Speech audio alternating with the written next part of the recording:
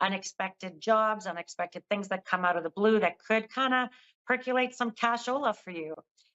For you Leos, it's going to come in terms of your social spheres, like people in your reputation, being invited out, being the life of the party, being invited, being appointed, being tapped on the shoulder.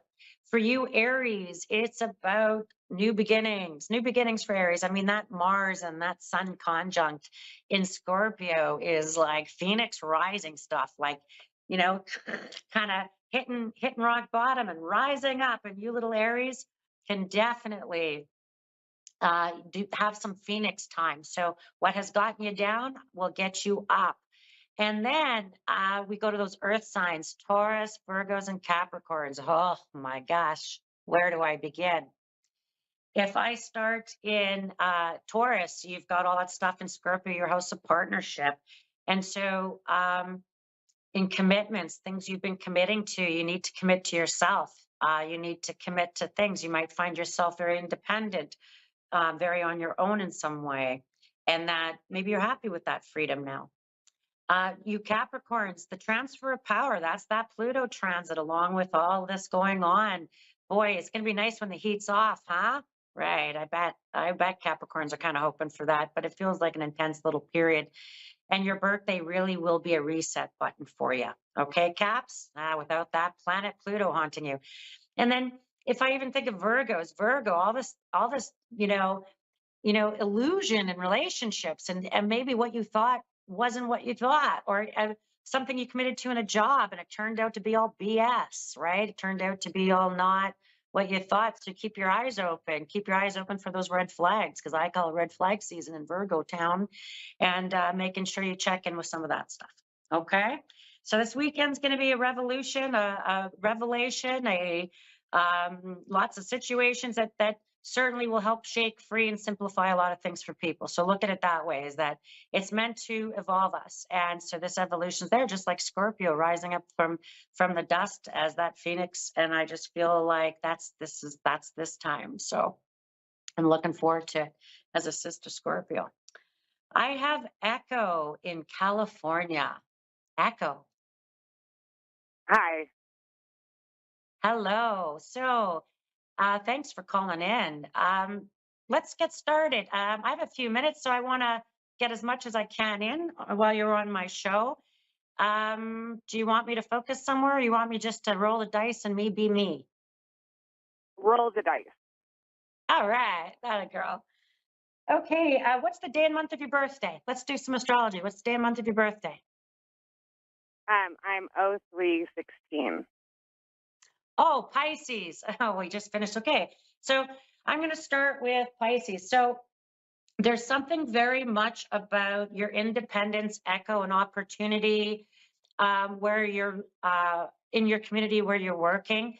Your name, your reputation, maybe might precede you. People, you might find people coming to you instead of you searching out or going towards.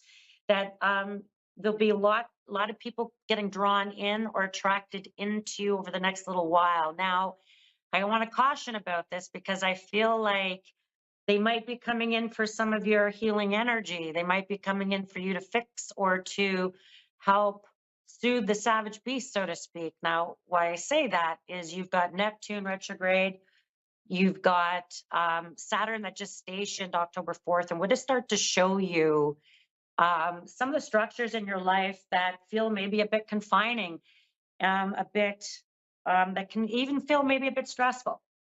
And so I do think, although you're on the California coast, I think within 4 to 8 months, possibly by April, you might be headed northeast towards um, towards the Atlantic, more towards. There's something that might pop up for you where you be headed to a different coastline. You'll know within 4 to 8 months, but I feel like I could be headed towards the Great Lakes or towards the Atlantic coast. And I feel like that's going to show up. Again, 4 to 8 months, the opportunity to go.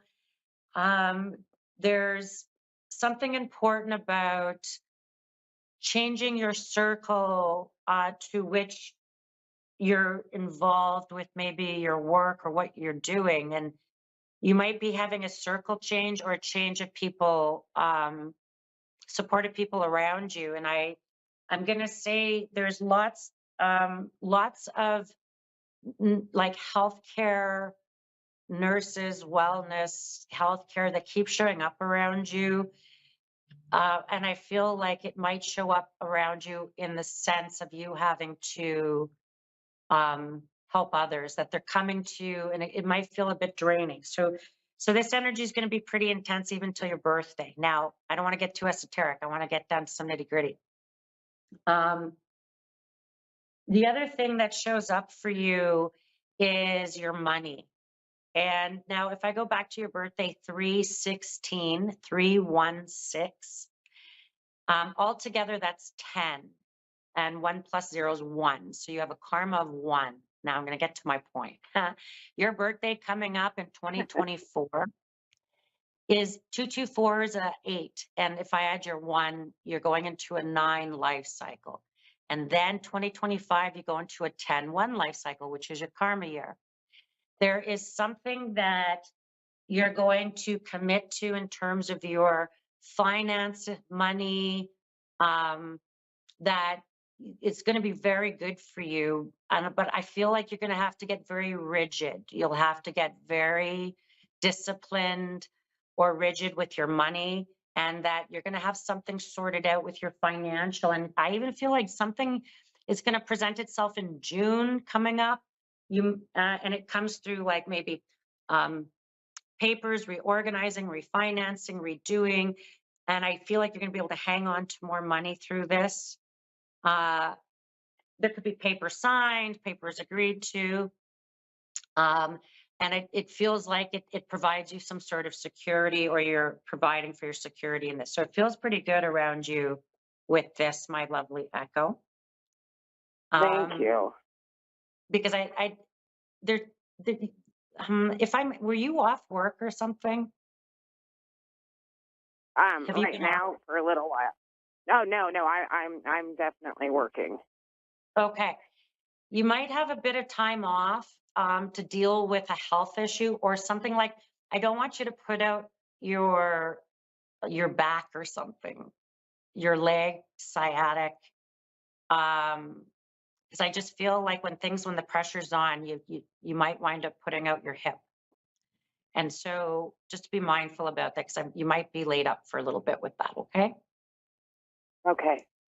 Okay. And sending you so much love, my friend in California. And thank you for calling in. Thank you.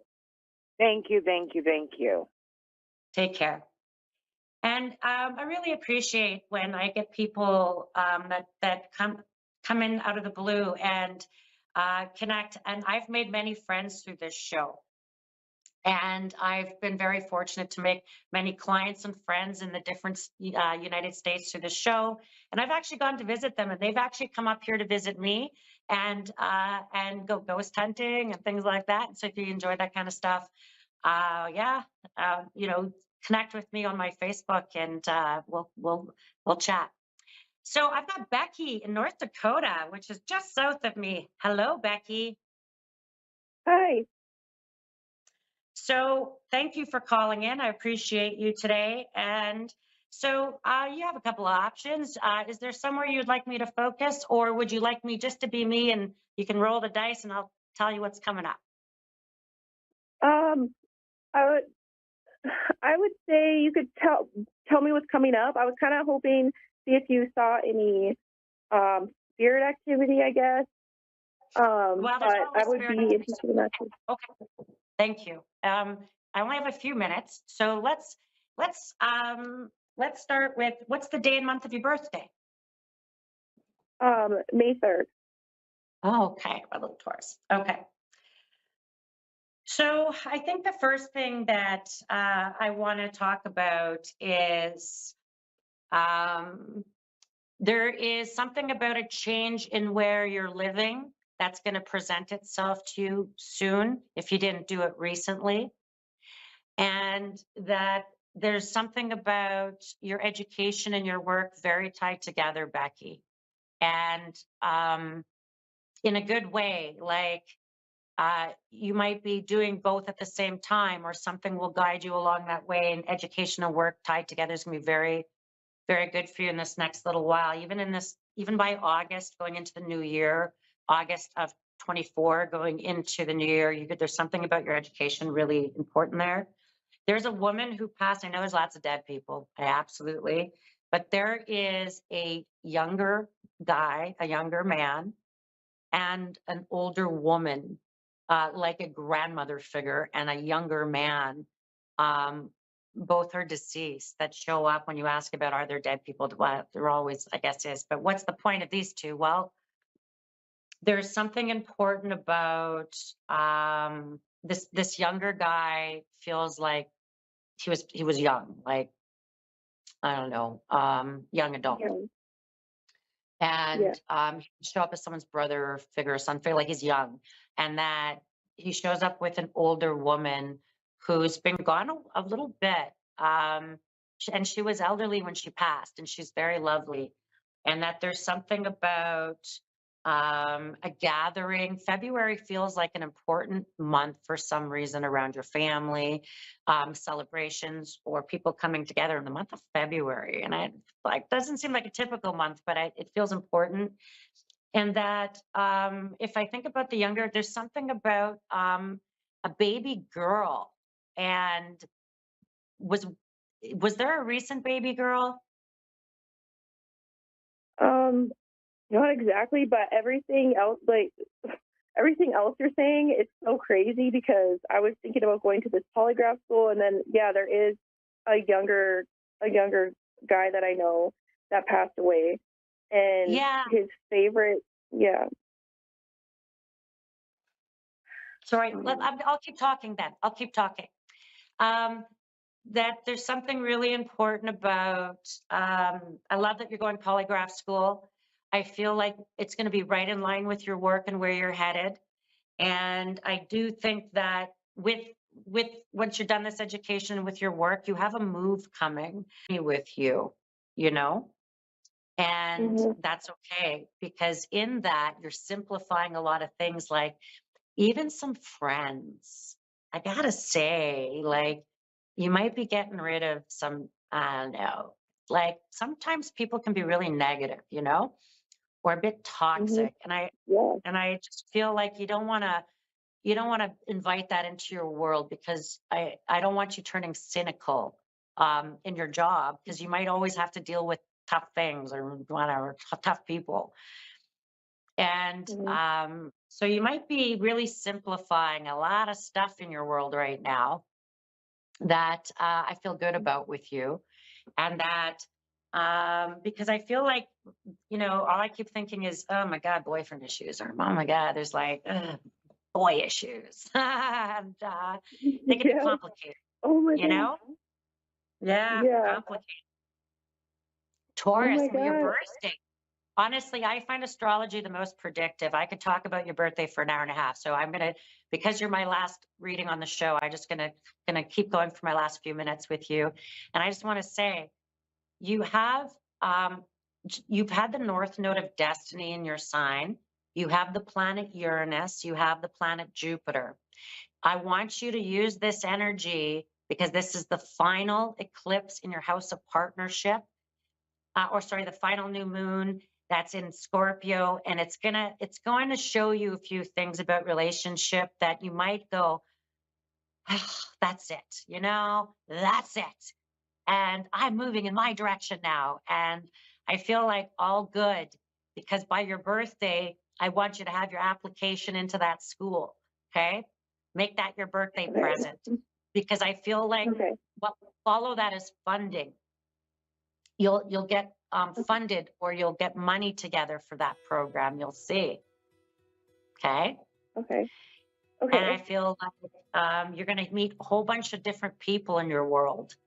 And I want you to kind of shed what's been keeping you stuck. And you don't even have to, you don't owe anyone anything. You don't owe anyone anything. And I feel like you're going to have the opportunity Now it's funny because I have this wonderful oracle book that I just opened up for you. And my final message to you is this: if you can't forgive them, at least forgive yourself, and leave the confused and complex boyfriend behind. Go follow your dreams of going to your school. It's going to pay off in 1,000 ways for you, my beautiful girl. Okay. Oh Okay. my gosh, thank you so much. This is so crazy and accurate. Oh my gosh. Thank you so much. You know, lots of love to you. Now, Thank you. if you want to find me, you can find me at bernicebesonpsychic.com. I read full time from Winnipeg, Manitoba, Canada, and I read through video and in person. And you can listen to my podcast and get a sense of all the other adventures that I've kind of been on. And I look forward to seeing you again next Tuesday. Stay safe, stay warm, and we'll see you again.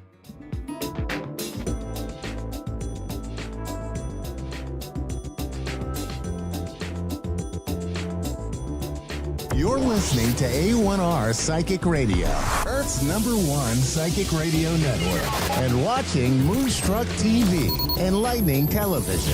Welcome. Time for Soul Alignment Mentor with Angie Harris.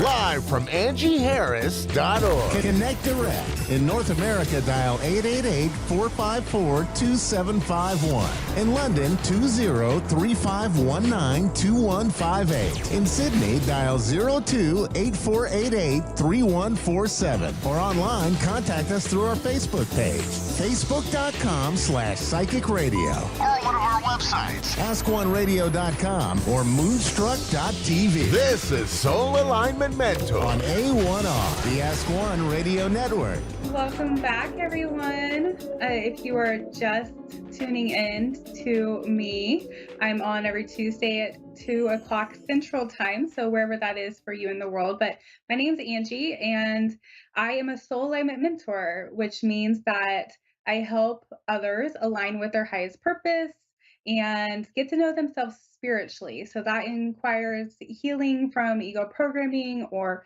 trauma. I also am an author. I have 2 books out, Leaf Lessons in Composing the Ego.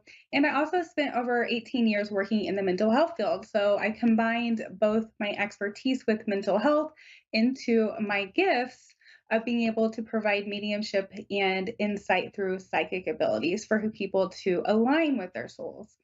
And while I do this gift for the world, I like to ask Spirit to give me advice on how to help people heal. And I had a really interesting experience this week during a meditation where Spirit began to show me different trauma energies stored in our bodies and how to release them from our bodies. And the particular traumas that they showed me were the energy of fear and shame. And they explained to me that underneath the umbrella of fear and shame were all these other emotions. And they were able to show me that these emotions, these energies, actually showed up as very dark, heavy, dense energy in our human body. And that's why they're so hard to work through. They're so hard to overcome. So anything from anxiety to feeling insecure or worrying about your finances. It could be really anything that falls underneath the umbrella of fear and shame. And fear and shame are both programmed beliefs that we bring into our human experience based on things that we experienced in our childhood, particularly between the time we are born until about the age 7. And then between 7 and 14, we pull in even more beliefs and energies as we're trying to figure out our identity and being more independent in the world. And so as I got these visions and information from Spirit, I asked, well, how do we get these out? How do we heal these? And you probably hear about, if you were in the spiritual community at all, you probably hear about spiritual healers or light workers or star seeds in some aspect. The label doesn't really matter. They're just healers that are in the world. These healers actually have a frequency that they have embodied because they've gone through their own healing process, and they are able to help bring healing to other people. And that's why going to a healer or a therapist is really important if you are on a healing journey, because they have this gift within them to be able to pull out these entities, these dark energies that you might have stored in your body. So I would love to provide a reading to someone today and see if I can help them out. I do see that we have somebody ready, Reagan from Gold Coast, Queensland in Australia. Wow. Is Good Reagan? morning. Well, good evening to you guys. Morning here. It's probably morning for you. It is the afternoon where I am. How are you? Good, thank you. Thank you for having me. Of course. Were you seeking a reading about something in general, or are you wanting to have like a general reading just to see what spirit might want to say? Just a general reading, if possible, please. Just a bit of guidance and see if there's, had a big couple of weeks and just like to see what spirit have to say about everything. Okay, so you're kind of having some difficult things going on right now. Just had a few health things pop up, but just been a hard year this year. Okay, so I pull an oracle card sometimes to help me clarify what I'm hearing from spirit, and so I just pulled one for you, and this has a saying on it. It has the word belief, and when I tune into this card, one of the things that is coming to me is, have you been going through something where you are shifting in the way you see yourself or the world, like your belief system maybe? I feel like maybe you've been tested quite a bit to trust yourself. Like an awakening. Okay. Because what I'm kind of hearing is sometimes it's hard to believe in that you are worth good things, and I almost get this sense that you have this feeling like, when are things going to get better for me? And Yes. they're okay. Really what I'm hearing in my spirit is that there's like almost like a dream inside of you that has become dormant, like that you feel like you can't achieve, or that it's almost like there's this heaviness inside of you that is untapped. Like you've at one point in your life were like, I know I'm capable of this, I know I can do this, but then somewhere along the line you went through a lot of hardship, and then you kind of like let go of your own desires because you figured, oh, I just have to survive in the world.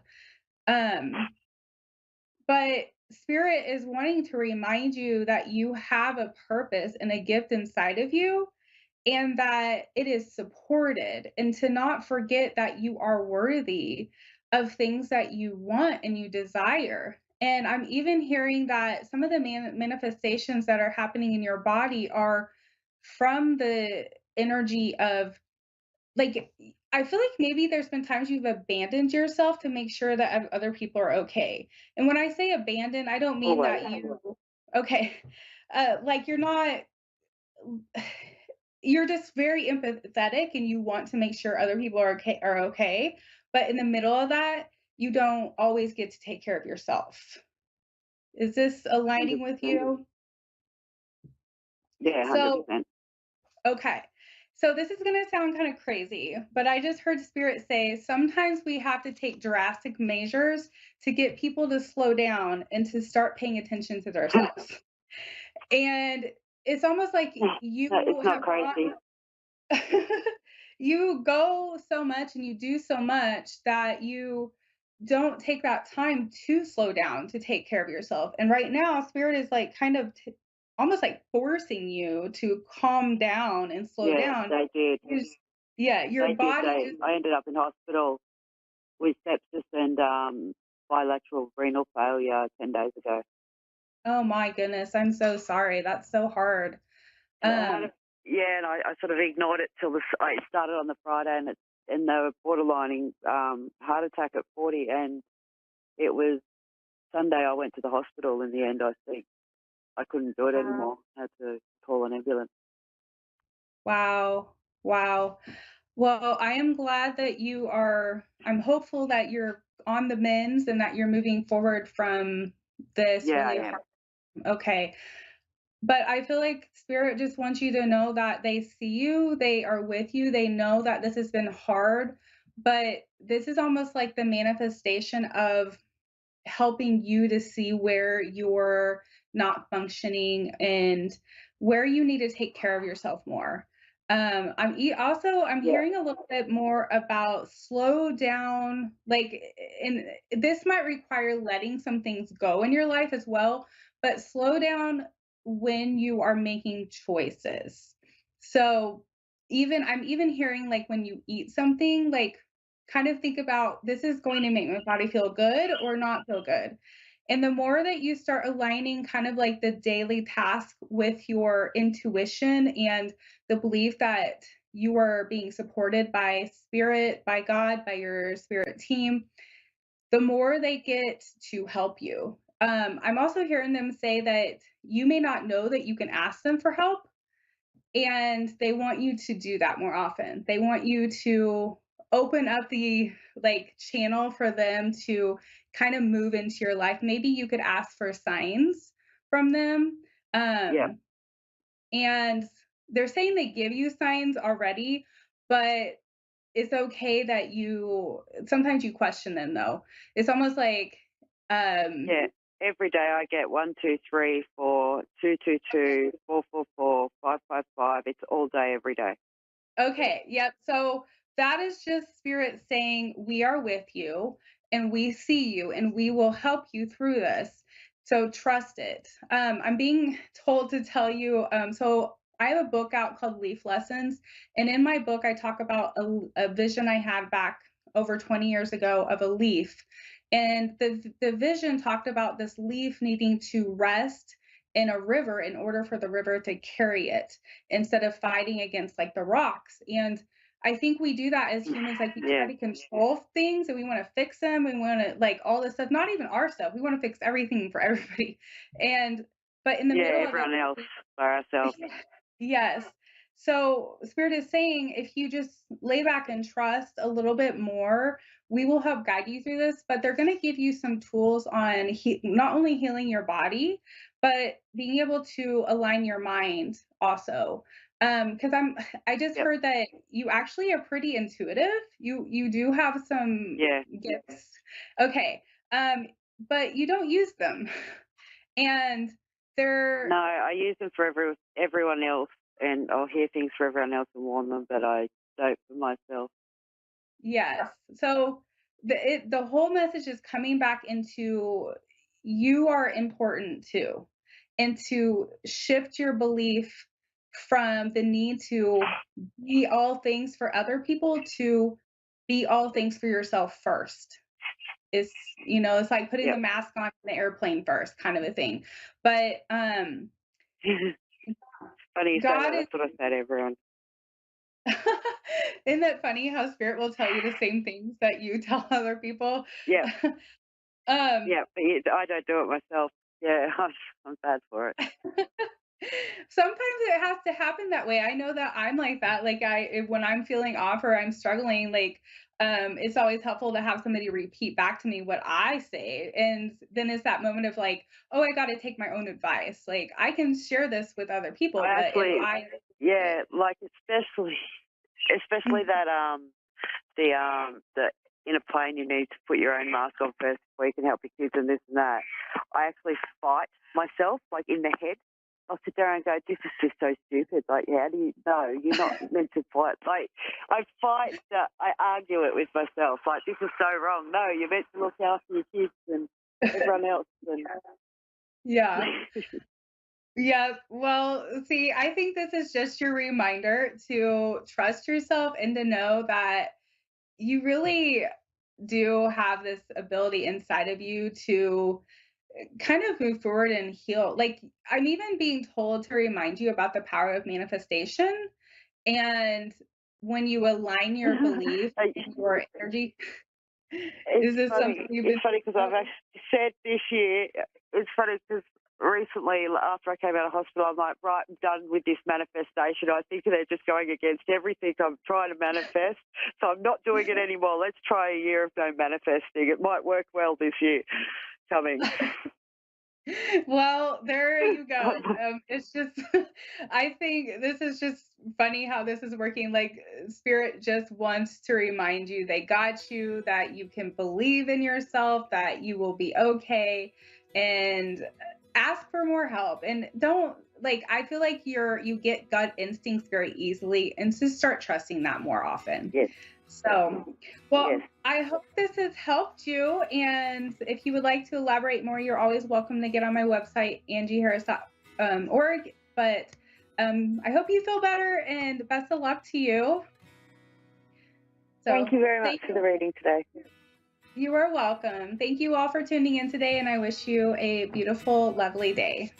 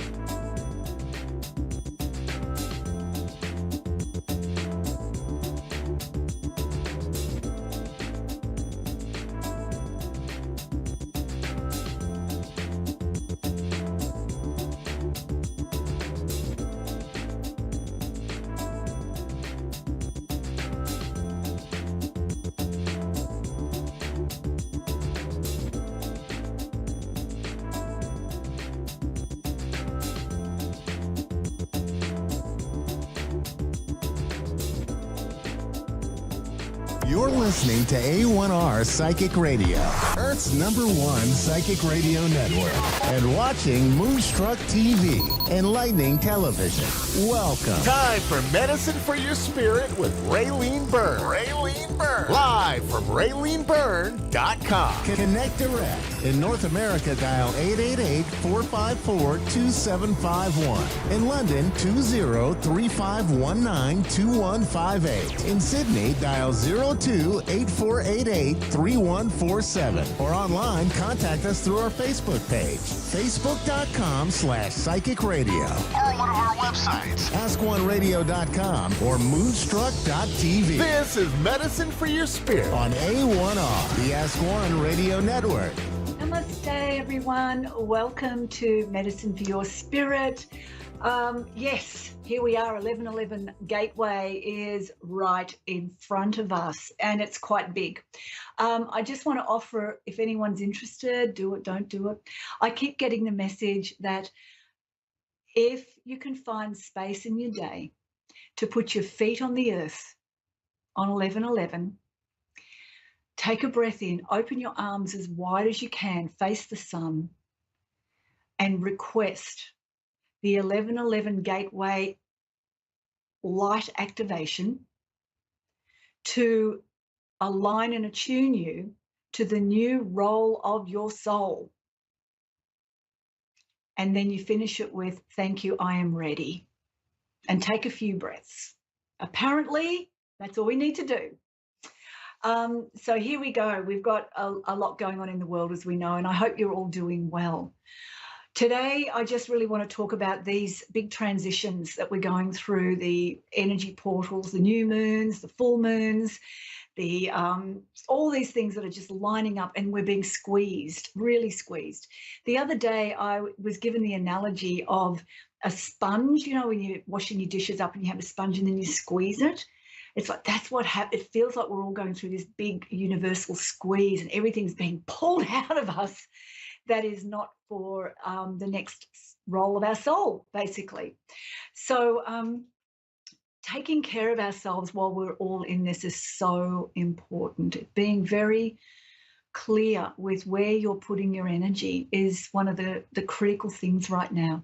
And through the day, stopping every now and again, coming into your heart. Where is my energy going? Is it going towards something that's an obligation, a duty, or an expectation?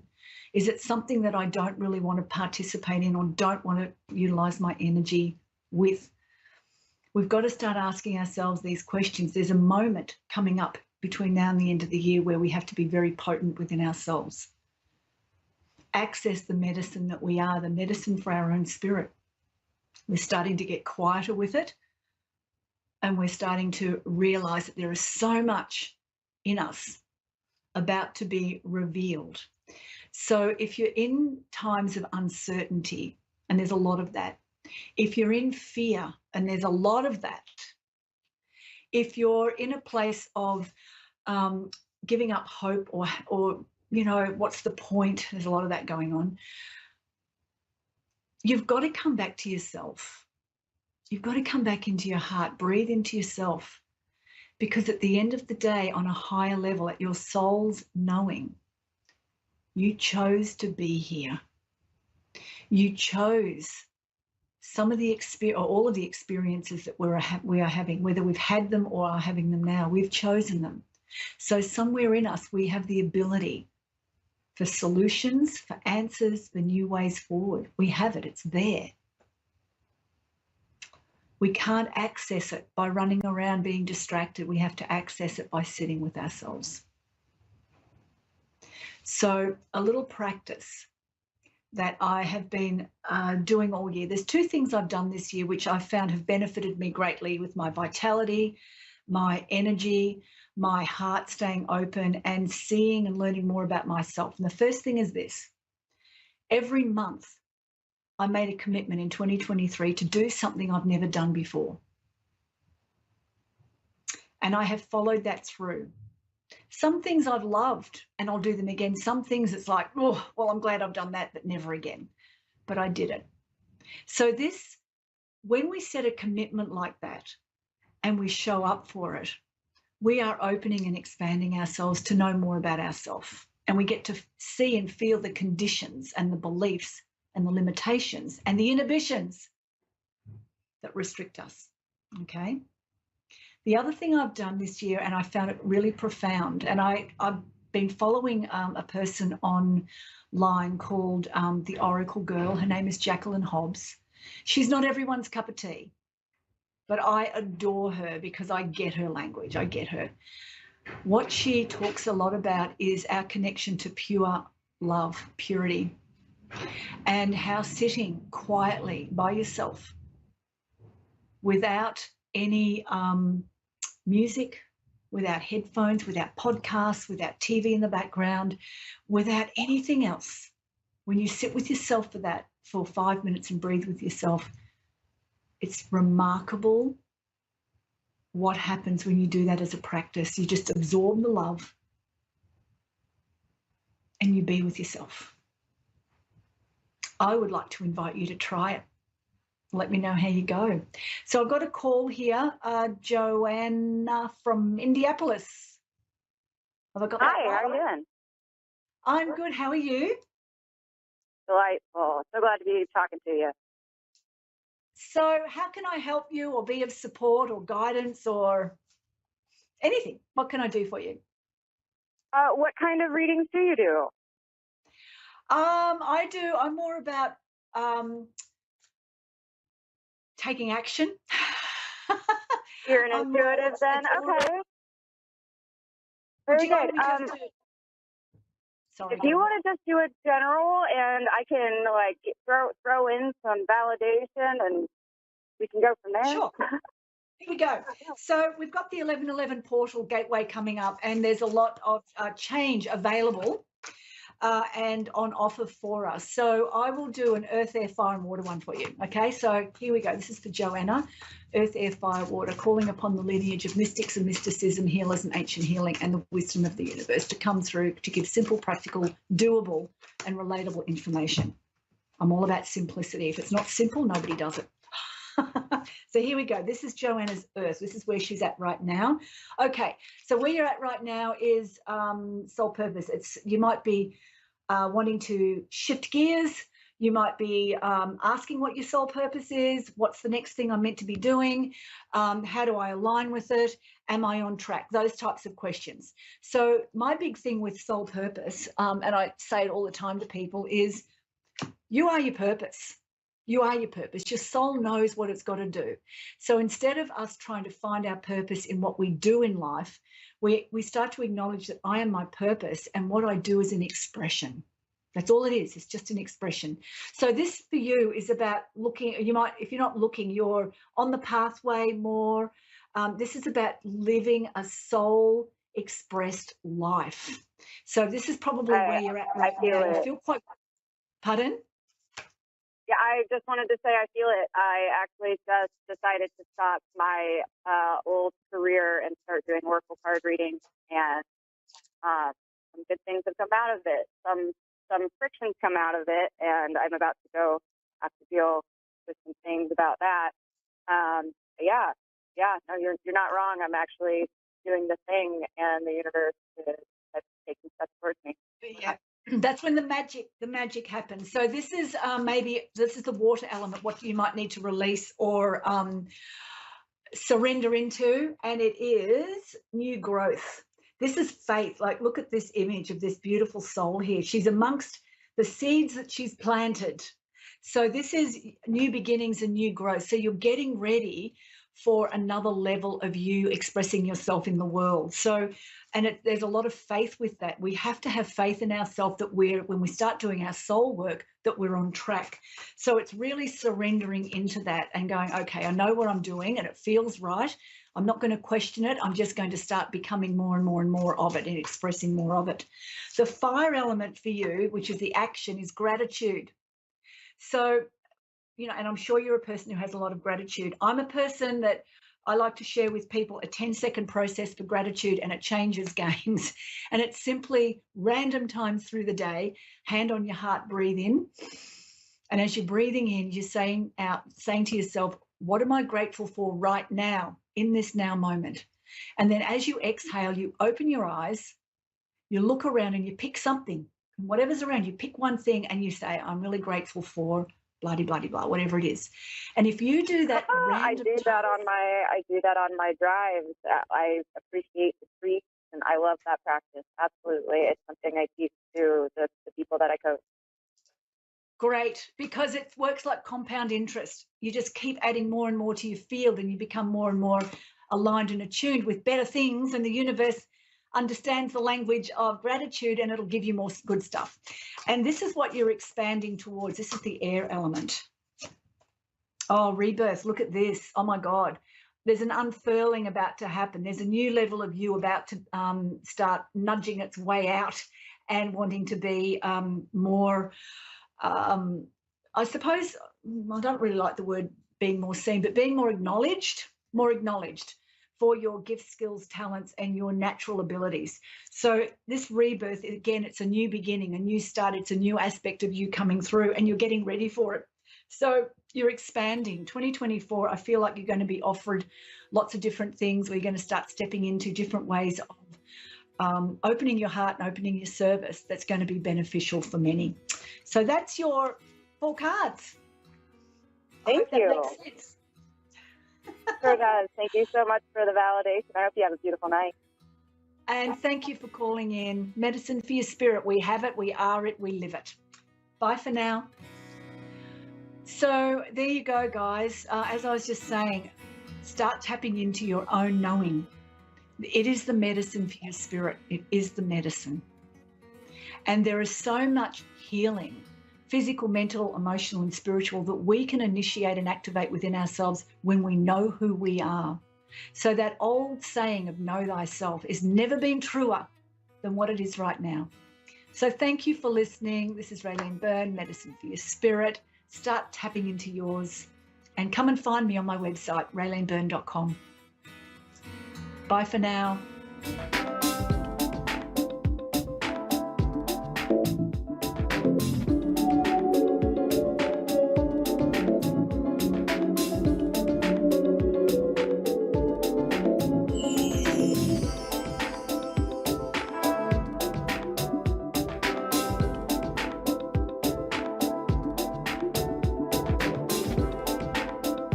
Amazingly accurate, clear answers to any question. You'll love Suzanne Marie readings. Clairvoyant reader and spiritual light trance medium. Tarot is used for spirit confirmation. She's been a spiritual reader for 30 years and would love to be able to bring accurate, clear, visionary readings for those who seek answers. Available online and phone. Call 320-455-2303 or email readingsbysuzanne@gmail.com. Suzanne Marie. Check her event page for specials.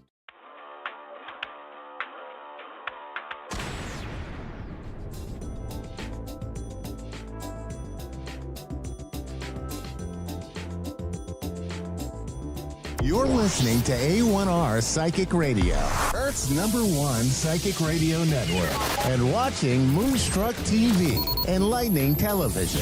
Welcome. Time for Evenings with Kimberly, the comedian medium. Live from KimberlyWagonMakers.com. Connect direct. In North America, dial 888-454-2751. In London, 20-3519-2158. In Sydney, dial 02-8488-3147. Or online, contact us through our Facebook page, facebook.com/psychic radio. Or one of our websites, AskOneRadio.com or Moonstruck.tv. This is Evenings with Kimberly On A1R, the Ask One Radio Network. Hi, good evening. It's Kimberly Wagon Makers. I'm back again. This is my second time back. Hopefully you guys can follow me Thursdays, every Thursday, 5:30 p.m. Pacific time and 8:30 p.m. Eastern. Today I decided I'd talk less about myself, even though I've got so many amazing stories, but I thought I would take more callers to help more people out. So anybody that needs psychic or mediumship, go ahead and call in. Now's your chance. I got to learn to read these chat bars. Something popped up, but no name. Let me see. But yes, I'm ready to take calls. I'd like to focus on that, helping people today instead of talking about myself and being the crazy comedian I am. Is anybody there waiting? Okay. I can't tell. I popped up the chat bar, so maybe that'll help me. I'll start looking at it. But yes, I am a certified international medium, psychic medium. And I've had the gift since I can remember, very young, but I started putting it into practice when I went through my own loss in 2019. That's when I came out of the closet and said, I don't care who judges me, because religions tend to judge me and say it's bad. But every time I finish with a sitter, a human, I get nothing but thank yous and appreciate your service. And so I know I'm doing the right thing. And so I've been doing it now since I got certified. I got more brave and more brave and more brave. And now I'm doing radio. I actually went on to my business Facebook page and did 3 hours live with just names in the chat bar last week. That was so upsetting. Hi, Suzanne. Hello. Hi, Suzanne. How are you? I am doing well. How are you? I'm wonderful. So you're in, it looks like I'm reading, I don't know too much about geography, but I see it says Georgia. Yes. So you're calling this evening. Were you looking for psychic or mediumship? I feel like it's psychic. Yeah, just something more like in general. We're looking into possibly doing some modifications on the home and things like that, or just anything in general, career-wise or whatever. Yeah, less is more. The less you tell me, the better the only thing I like is like yes and no's to lead me in the right direction, but I kind of felt like we wanted more of a psychic reading than mediumship. So I will delve right into that. You helped me out a little bit, darn it. But so you're spending money on a lot of home improvements at the moment. And you wanted to know if you were making the correct decisions. Do you really want the truth? Do you want my opinion? Do you want the answer to that? Yes. Okay. Of course. And I know sometimes it's hard though. And I have your approval to connect with the divine, the other side, to help you. Yes, absolutely. Okay.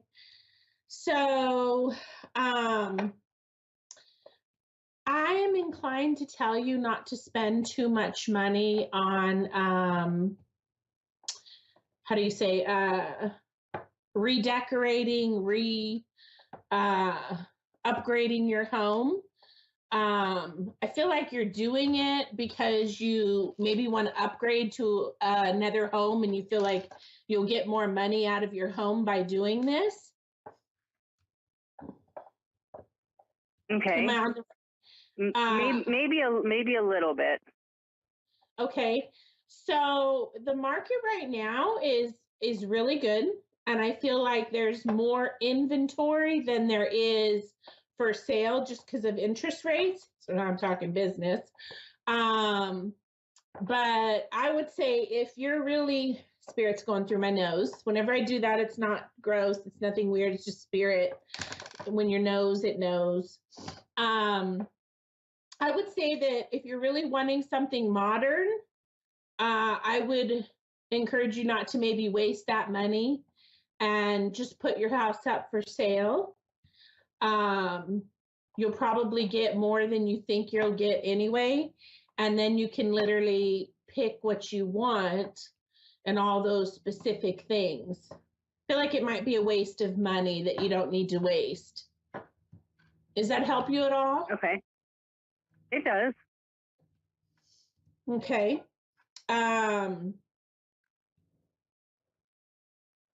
What else would you like me to go into? I feel like your relationship is already, I'm sorry, I'm looking at the chat bar. I don't feel like we have, okay, hold on.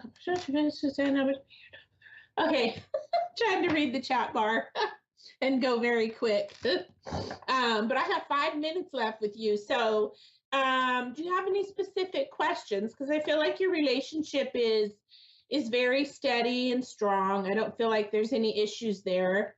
I feel like you have kids, but I feel like they're really not kids anymore. I feel like they're more grown up. Can you hear me? Sorry, yeah, you broke up just a little bit. Oh shoot, where did I lose you? But no, they are. That they're not grown up, they are. Yes. That's what I said. So I feel like I feel like you have kids, but they're not really kids, they're grown up. So maybe that's where we got cut off. So I'm correct. And you're still cutting out just. Oh, I don't know why that connection, because okay. I'm sorry if we're breaking up though, dear. But I'll just try to talk loud and hopefully it goes on. But yeah, so I feel like your kids, you have children, I'll say, but they're grown up, so they're not young kids.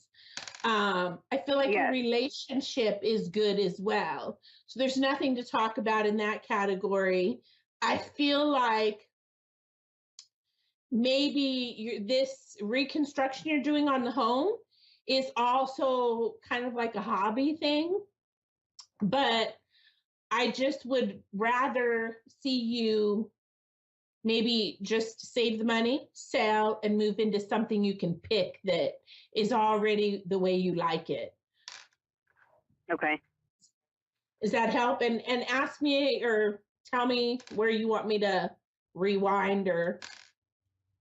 No, I moved into another part of the house, so I can hear you better. So I'm actually outside now. so I can hear you better now. I don't have the best reception here sometimes. So, but no, I understand what you're saying, you know, and we don't know if we want to move yet. And I think that's why we're just kind of doing the upgrades, because we're not quite sure. Because if we're going to stay, we want to do it, you know, because we like where we're at.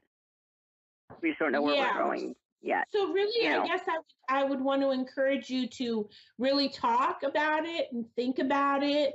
Because I'm feeling like I'm hearing the number 45,000, and I'd rather see you wait and really talk about it and make sure, and not down the line end up selling and not really getting, because you can get your money out right now, and more than you think you can get, you'll get. Right. So you could move into what your dream is, you know, unless you really love being in this location. But I think that I feel like it's more of a hobby. Does that make sense? I don't know if it's more of a hobby, but I think it's more needed in just one part of the house, not the entire house. So I think once we get that done, then the rest would be hobby. Yeah. So just, you know, I don't know if the 45,000 rings a bell with you, but that's a lot of money.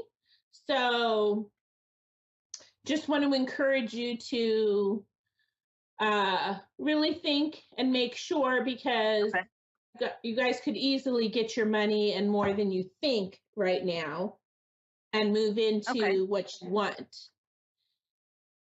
Now, hit me with your next question or any question you have, because I want to get it all for you. No, I understand. I appreciate that.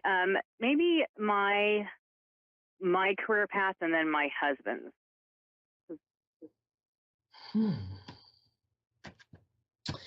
Well, Or either one, whatever you're leaning more towards. No, I'm just thinking about it, both of it.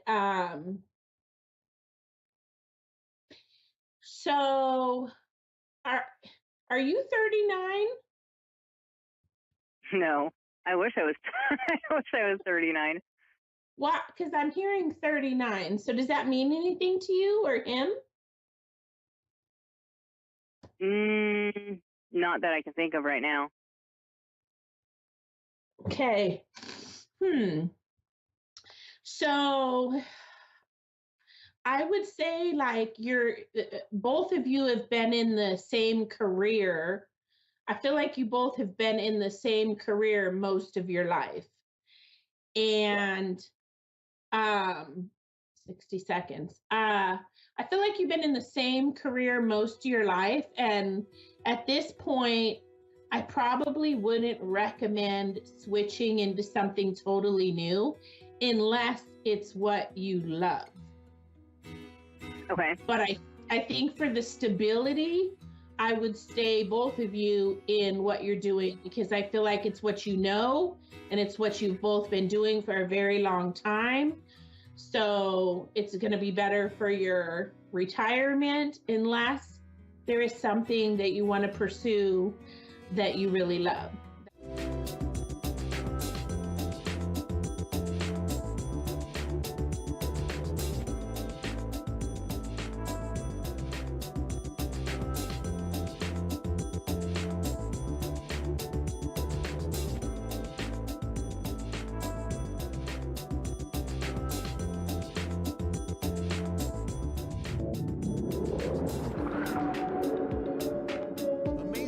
accurate, clear answers to any question. You'll love Suzanne Marie readings. Clairvoyant reader and spiritual light trance medium. Tarot is used for spirit confirmation. She's been a spiritual reader for 30 years and would love to be able to bring accurate, clear, visionary readings for those who seek answers. Available online and phone.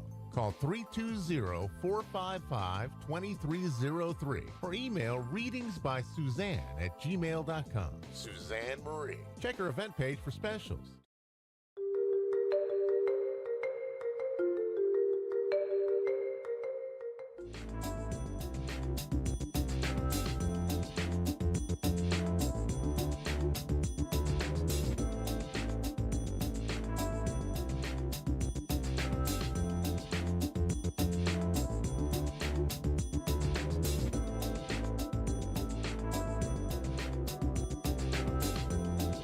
You're listening to A1R Psychic Radio, Earth's #1 psychic radio network, and watching Moonstruck TV, enlightening television.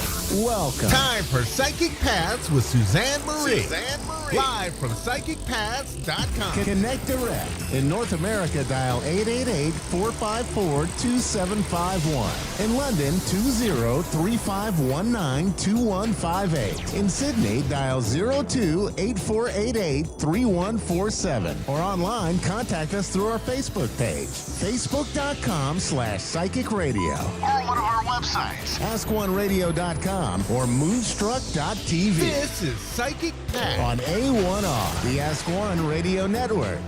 Hello, everyone. I am Suzanne, and I will be your host for a little bit. I hope that everyone is doing well and feeling love and feeling safe. I am coming from Minnesota, and I am a clairvoyant and a light trance medium. And I am so happy to be here. Thank you, everyone, for listening and for calling in. This is really, really an awesome chance for everyone to get a reading free, and for us clairvoyants and psychics and mediums to be able to reach out to everyone that calls in. So hello and welcome to November. I hope that everyone is going to have a wonderful holiday season. We are going to be celebrating Thanksgiving soon here in the United States. And I'm just thankful for everything this year. This year has brought a lot of changes for me, a lot of ones I didn't want, but now I'm feeling very, very blessed, and I hope others are too. I hope that everyone kind of stays centered during all this holiday situations. It can be depressing for some people with hard family backgrounds. It can be lonely for a lot of people who don't have family. And it's even harder for those people that have hard childhood memories of the holidays, and yet some who haven't had any holidays as children. So I hope that you're all gentle with each other and just love and be patient with yourself. And whatever you do, don't overdo it. Don't think that you need all the money in the world to make people happy. Um, don't overextend yourself to be the person that does everything. Just really, really be balanced, because the holidays are hard. Even on the best terms, it can be hard. So, with that being said, I hope that somebody calls. Um, I am at Psychic Paths, www.psychicpaths.com. If you would like to write me a message or set up your own private reading, I am available. Um, so yes, um, so I hope that everything goes good tonight for you, and that you try out calling in, because we have a lot of excellent, excellent readers here. We have Tanya, New South Wales.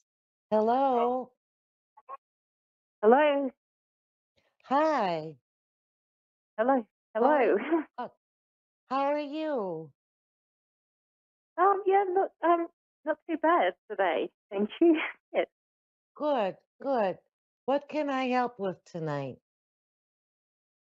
I guess I'd like to know a bit of direction, where I should be devoting my time, whether it be to study, um, maybe what's going on in my relationship at the moment, whether it's worth pursuing. um, Okay. All right. yeah, and whether, Let me yeah. hear let me hear what Spirit has to say. Um, so what I got right away when you were talking was that you do have a good intuition. Your gut instinct is very right on, especially about Mhm, yourself. And what Spirit has told me while you were talking was that you already have a good idea of what you should be doing and what direction you should be doing. But I feel like mhm, you argue with yourself or you bring up what ifs. This is what Spirit is telling me. So then you feel mhm, kind of overwhelmed and kind of stuck. But Spirit is telling me that you have a very, very good intuition on yourself. Do you know what I mean by gut instinct or yeah, you know yeah, yeah. um I guess there's things I want to do. I'm fairly good at manifesting things. I just, yeah, um, I'm not sure when the finances um, will let improve. me see let me see what Spirit says about that. Mhm. So have you been having like being more focused on your finances, let's say for the last year or since March? Um, yeah, Because some particularly,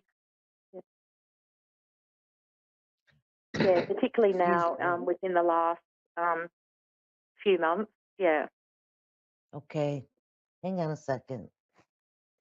Um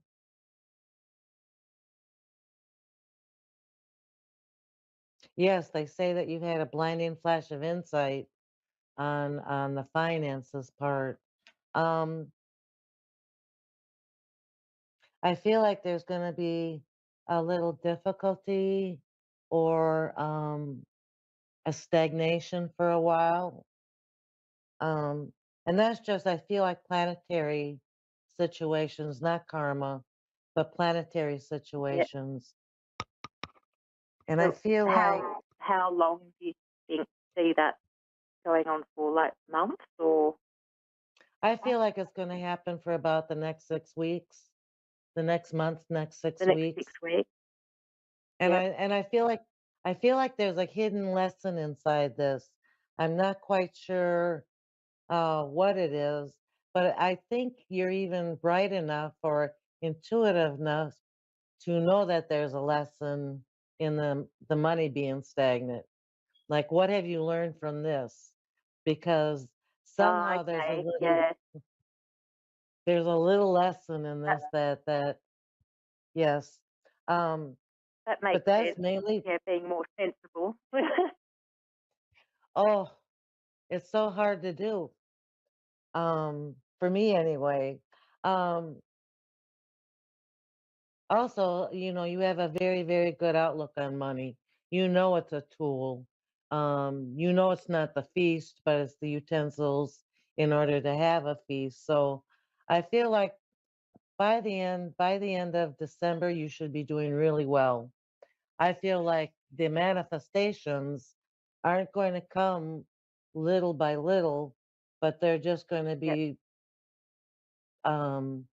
just abundant starting in December, middle of December. It should be all coming towards your way, what you've been wishing for and what you've been Yep. manifesting.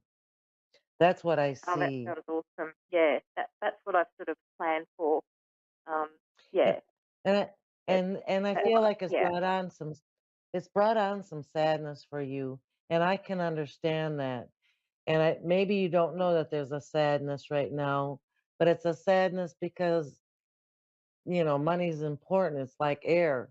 I know, it's not the most important thing, but we need it like air. And we don't know, yeah, it makes us sad to work through it until we have the money. And then it's like, wow, I really feel relieved. So I feel like you're going to have mm, a relieved feeling pretty soon. okay. Let me And see real quick about, okay, and yeah, and with my the situationship that I'm in, is yes, this man the right man for me, or like?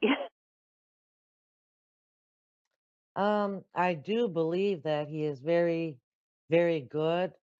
Um, do you notice the pauses when you're talking to him? Because I feel like he has an obstacle of speaking his emotions. He can show them and you can feel them, but there's kind of an obstacle with his speaking of his Yeah, emotions. that's it. Yeah, I never feel like he's emotionally invested. Um, And I yeah, think that it's just that uneasy feeling he has about expressing his emotions. But I do believe that his intentions and his motivations are good. And if it's about yeah, that distant feeling, it's more just in the conversation part of him. Inability to express everything he feels. And I feel like he feels deep, and from what I can sense, he's intense at times. Um, yeah. he wishes he were Yeah. lighthearted. That's too bad because he's intense.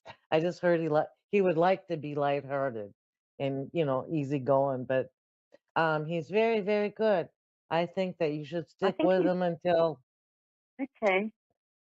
Is he because I just afraid of feel like he's commitment? no, I feel he's I afraid, don't feel. scared of commitment. I think he's No? afraid of showing who he is. I Oh, feel okay. like he's afraid of being vulnerable. And that's Right, that's the part that's the part of the talking too, because if he opens up to you, then he's vulnerable. right. And he has to work on that. You don't have to work on that. No, no. Okay? So should I just wait for him to contact me when he's Yes. ready? Yep. Yes. And you can help him if you want to envision in spirit, the blue chakra will help him talk more. If you can Okay. focus on the manifesting the blue chakra just being open and pulsating and being Yeah. healthy, it may help him. Yeah. Okay. Okay. Okay. Well, I hope Yeah. I hope I hope I've been of some help to you tonight. I'm so glad you called. Yeah. Yeah, you have. Thank you so much. Yeah. You have a Yeah. wonderful rest of your week. Yes, thank you. Thank All you right. again. Thanks. Bye bye. Bye. Well, everyone, I'll see you next week. Everyone, please have a great week, and I will see you then next Wednesday. Be safe. Love. Bye bye.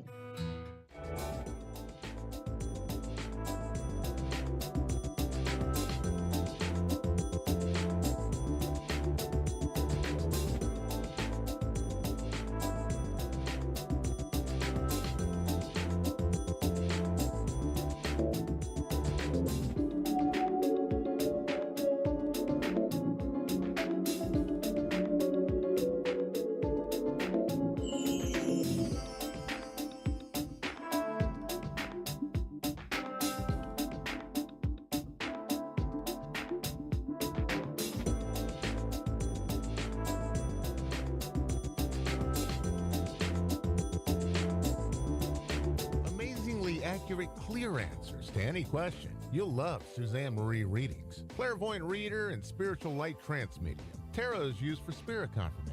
She's been a spiritual reader for 30 years and would love to be able to bring accurate, clear, visionary readings for those who seek answers. Available online and phone.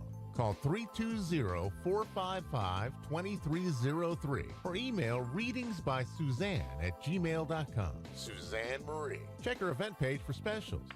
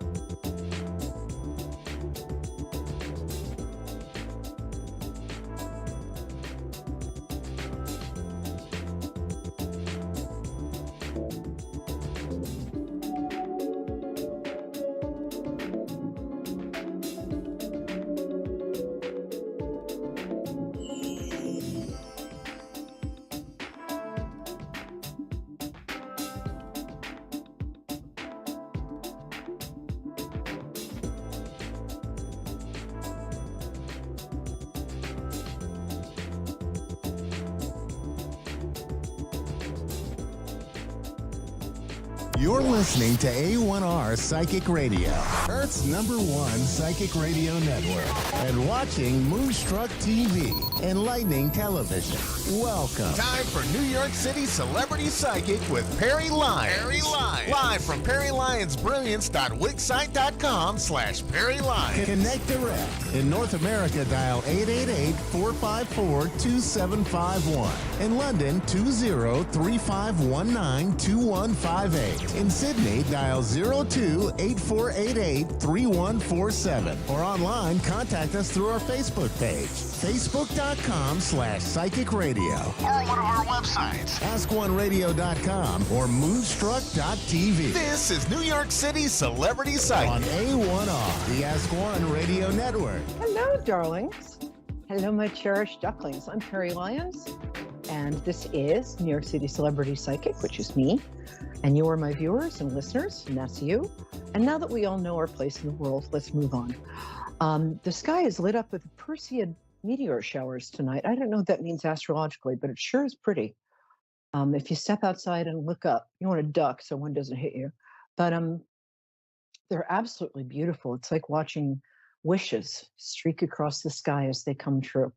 That was poetic. So I'm here for you tonight to answer your psychic and mediumistic questions. Let's see, what else can we tell you? I was in Vermont this weekend. Oh my God, it's so beautiful. I was doing a mystery weekend at a hotel because I'm a singer as well. And I did a little acting. But it was interesting because I was talking to a bunch of people, and everybody there lives in an old house, and everybody has ghosts. And I wound up being stuck there. I mean, very beautifully stuck because I was staying in a mansion, but Amtrak broke down, and so I stayed in the mansion by myself for 2 nights. And at 2 a.m. on the second night, completely deserted mansion in the middle of nowhere in a snowstorm, a little like a murder mystery weekend, except luckily without the murder. Otherwise, this would be quite the broadcast. Something rattled my door at 2 a.m. for about 30 seconds. And I opened the door and there was nobody there. So I don't want to attract ghosts. I'd rather attract millionaires, but maybe it was a millionaire ghost. Maybe I'm just sort of starting out and I have to get the ghost part out of the way.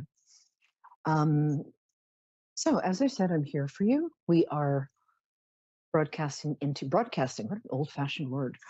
We're broadcasting into Australia, New Zealand, Scotland, Ireland, England, Wales. I love Wales. all of the United States, all of Canada. Sorry, excuse me. And so call in from any of those places with your deepest, most heartfelt questions. Oh, Charlottesville, Virginia. Oh, I love Charlottesville. That's where my parents met.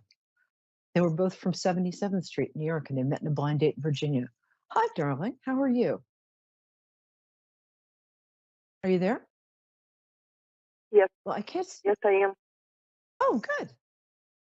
Anastasia, what a beautiful name. Are you Thank a lost you. Russian princess? So, Ukrainian. oh, I'm half Ukrainian. Cool. Greetings, sister. So I like to connect to people through their birthdays. When is your birthday, my angel? I'm interested in mediumship reading. That's fine, but I still want to connect with you through your. I still need to connect. I still need to get what your birthday is. You don't have to tell me the year, just the day and date. That's how I connect. October 8th. Oh, great day. Okay, I think was that John Lennon's birthday? I know, that day before John Lennon's birthday. It's a great day. I have a lot of friends with that birthday, and they're all very cute. Oh, you're very attractive. I can see with my heart's eye. Okay. Mediumship. Mediumship takes a lot. So let me get braced here. Who would you like to talk to, my angel? I would like to talk to my son, 13-year-old son, who passed away in June. Oh, I'm so sorry. It's the worst thing I can think of. He had a beautiful first name. What was his first name?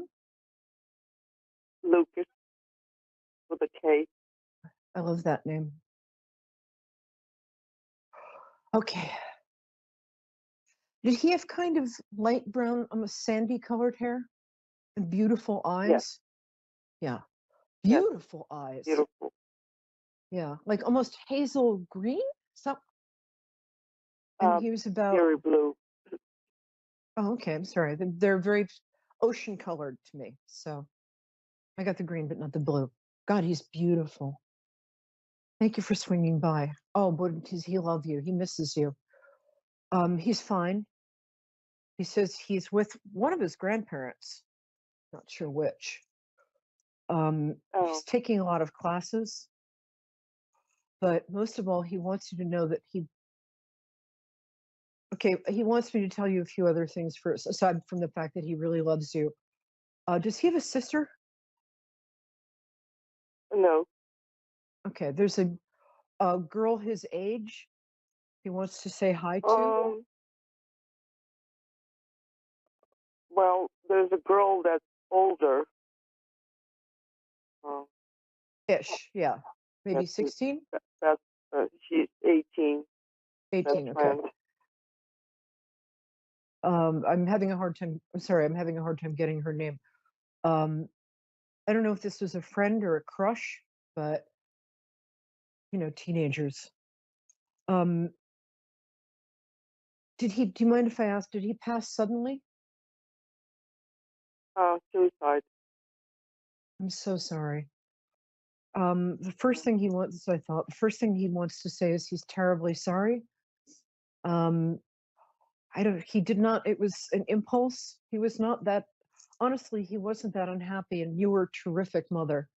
So he wants you to know that you were a really good mother and had nothing to do with you. It had to do with being bullied at school a bit.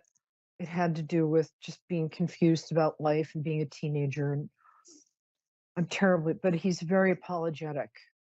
And this is very important. He very much wants you to know that had nothing to do with you, and he loves you very much. He really wants you to know that you were a terrific mother. Can you hear that? Yes, ma'am.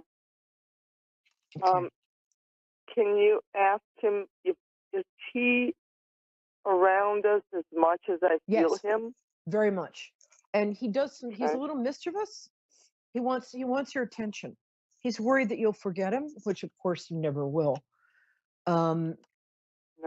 He also there's a kind of formal picture of him.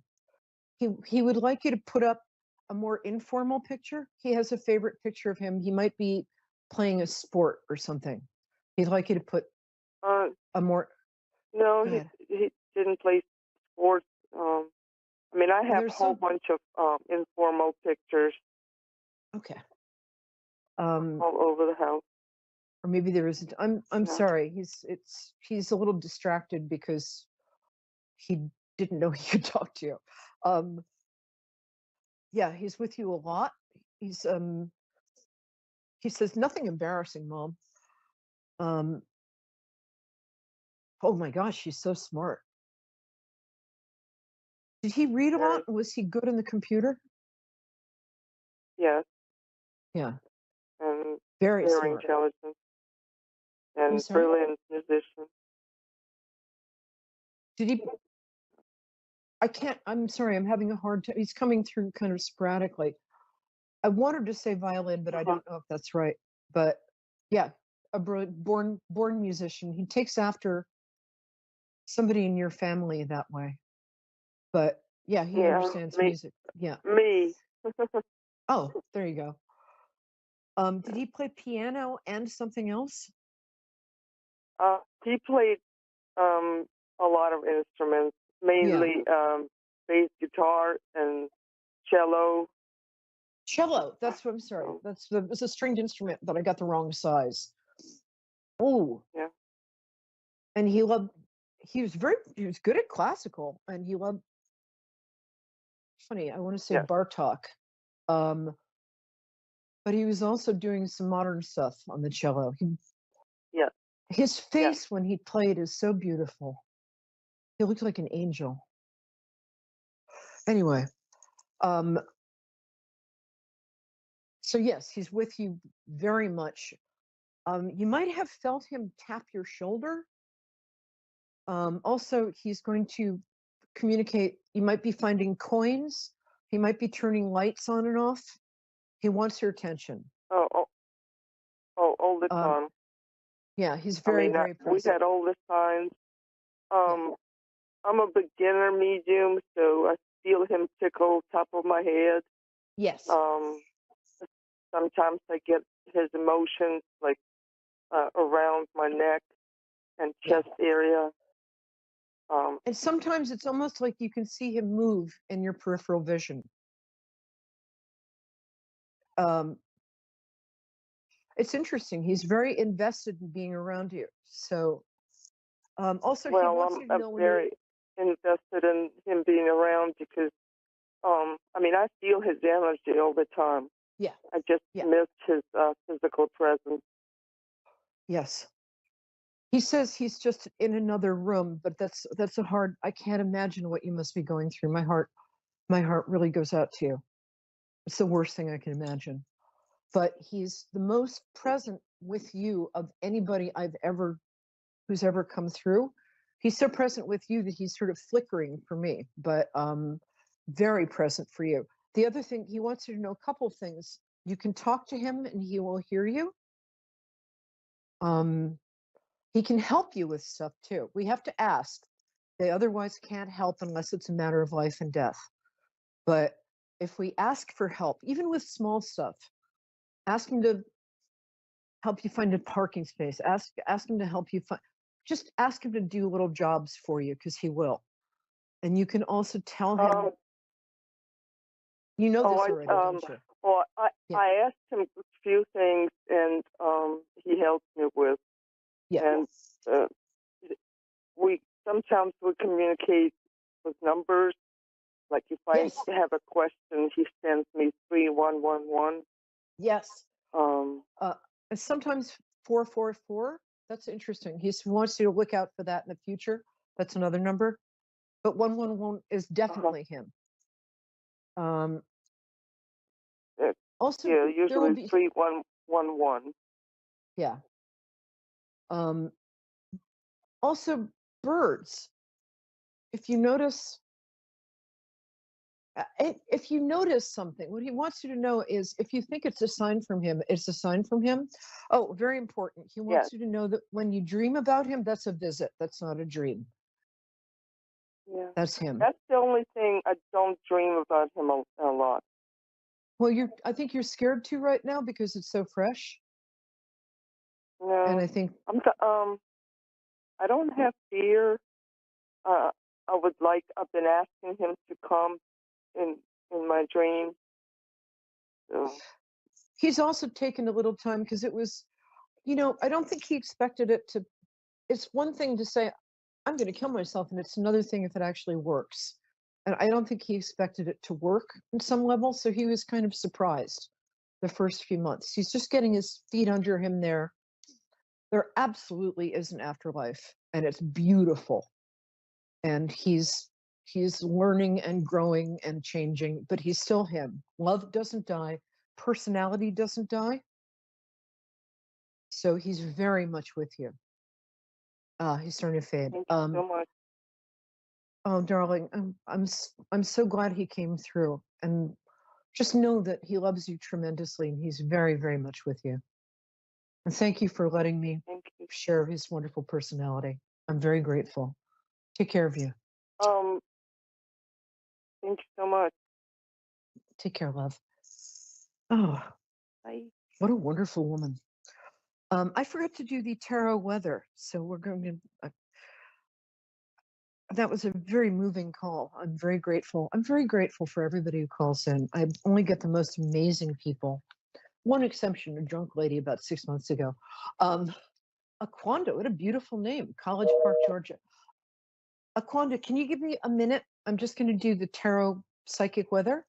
So hang out, and while you're hanging out, I want you to think about your question, and I want you to breathe deeply, and then breathe out through your lips like you're blowing out a birthday candle. Do that a few times in a row. It relaxes your sympathetic nervous system, your vagus nerve. Okay, wow, a lot of cool cards coming up today. The Lover's card is interesting. The Lover's card is pretty straightforward. Even if you think you will never find love again, love has a different idea. Love is going to find you again. And it looks like this week you'll start to see signs and symbols that will start to indicate that that's coming your way. If you're in a relationship, you might notice a resurgence. Sometimes we can get used to the people we're with, and we can be like, I'm bored. But you fell in love with that person for a reason. So this week, it looks like you'll remember why, and you'll sort of fall back in love with them. So that's a really nice card. Love that card. I love doing that. That's so much fun. The second card, wow. This is the Ace of Diamonds is like the Ace of Pentacles. The Ace of Pentacles is one of my favorite cards to get because it has to do with riches. So riches of the soul, riches of the spirit, and not for nothing, material riches. And it's the beginning. Aces are always the beginning of a cycle. So when you get an ace, aces in tarot and poker, always good. So you're about to sort of open up a whole new cycle. You're taking a step up into a cycle of real prosperity, but also of gratitude and of happiness. Now, I know that seems like a lot to say, but I don't get this card. I get this card very, very seldom. And when it appears, I like to honor it. And I'm going to say that in some way, your finances are going to get a big step up this week, and you're going to be happy as well. Now, the last card, interesting deck. This is the Hanged Man card, which doesn't mean that you're going to be hanged. Actually, it's the exact opposite. It means that you or somebody you know, it might be somebody you're close to, is changing from the inside out in a very good way. The hangman is not like, when somebody shaves their head and puts on a yellow robe and beats a drum and dances around singing Hare Krishna, but they're the same dope inside. This is somebody who's not changing the way they look or dress, but they are changing who they are for the better. It's possible that you have just started a self-improvement sort of course, or you're trying to be better, or you're getting sober, or somebody around you, somebody important to you, is starting a program of change that's going to work. And it's a wonderful card. So I'm very happy. Aquanda, I love that name. Are you still there, my love? Yes, I am. Oh, what a pretty voice you have. Hi. I'm so glad you're Thank here. you. Hi. You're welcome. Great name. Glad to be here. Can I ask where the name comes from? It's so unusual. I've never heard it before, and it's lovely. It's African, and it means younger of twins. Oh, wow. That's so specific. And are you? No, I'm not, but I actually have a cousin, and we look exactly alike. Oh, that's so cool. I'm already loving this. All right, my angel. When's your birthday? February 19th, 1974. Oh, do you identify as an Aquarius or a Pisces? I don't know. It You feel depends on which day it is, I guess. You feel kind of both. I'm going to claim you for Pisces because I like you and I'm a Pisces. So we get to keep you. You're a Pisces now, Toots. Okay, Yeah. February 9th. Great day. All right, and how can I help you? It feels like you have kind of a specific question, but you're a little shy about it. So what is it? I kind of met someone, and I need to know if I'm on the right path. You are on the right track. Oh, this is good. And you know it's good because it's not like, I mean, unfortunately, you've run into your share of narcissists and dopes. Although narcissists are dopes. This is not either of these. This is a good person. And there's this sort of, when you met, there's this sort of recognition like, oh, there you are. Am I right? Yes. Yeah, absolutely. right? Yeah, and the same, him, her, them. Him. You don't have to. Okay, I just like to ask. Yeah. We're LGBTQ friendly in this show, so him, her, a llama, whatever. Definitely. Yeah, I like him. He's good looking too. Girl, you hit the jackpot here. Well, he hit the jackpot. Let's be very clear about that. You're accomplished. You have integrity. You're honest. You're kind. You're smart. And from what I can tell, wow, you are really pretty. Those eyes. Look at your eyes. They're so pretty. You have almond-shaped eyes, right? Yeah. Yes. And you have really good cheekbones. And a beautiful skin color. Yeah, I know. Interesting, because to me it looks like you look like some of my Ethiopian girlfriends who have very beautiful bone structure and skin color. Oh, everyone says that. Yeah. Iman, famous Ethiopian. Anyway, honestly, I'm gonna put all of my money on this horse. I like him. Oh, wow. Yeah, no, I really like, and I almost never say this. Usually I'm like, well, he's got a job. Does he have kids? Yeah, adult children. 2? Yeah. Okay. He's a good dad too. He's on good terms with his ex, or exes. I can't tell if the kids are with one person or 2. What? Oh well. No, he's one. It's just one in particular. I'm sorry, say that again. It's just the distance. I'm still, for some reason, that last word is just dropping out of my ear. Say it one more time. Distant. Oh. It's just the distance. Oh, the kids are distant. That's interesting. Huh. Well, you did raise them to be independent. Yeah. Yeah. I'm not sure that's he's far from me though. He really is. That's the least, you know what? I don't think that's a problem. I think that's Is he in some place? I mean, is he in the same state? Is he like in Atlanta? No, he's far away. not. Okay.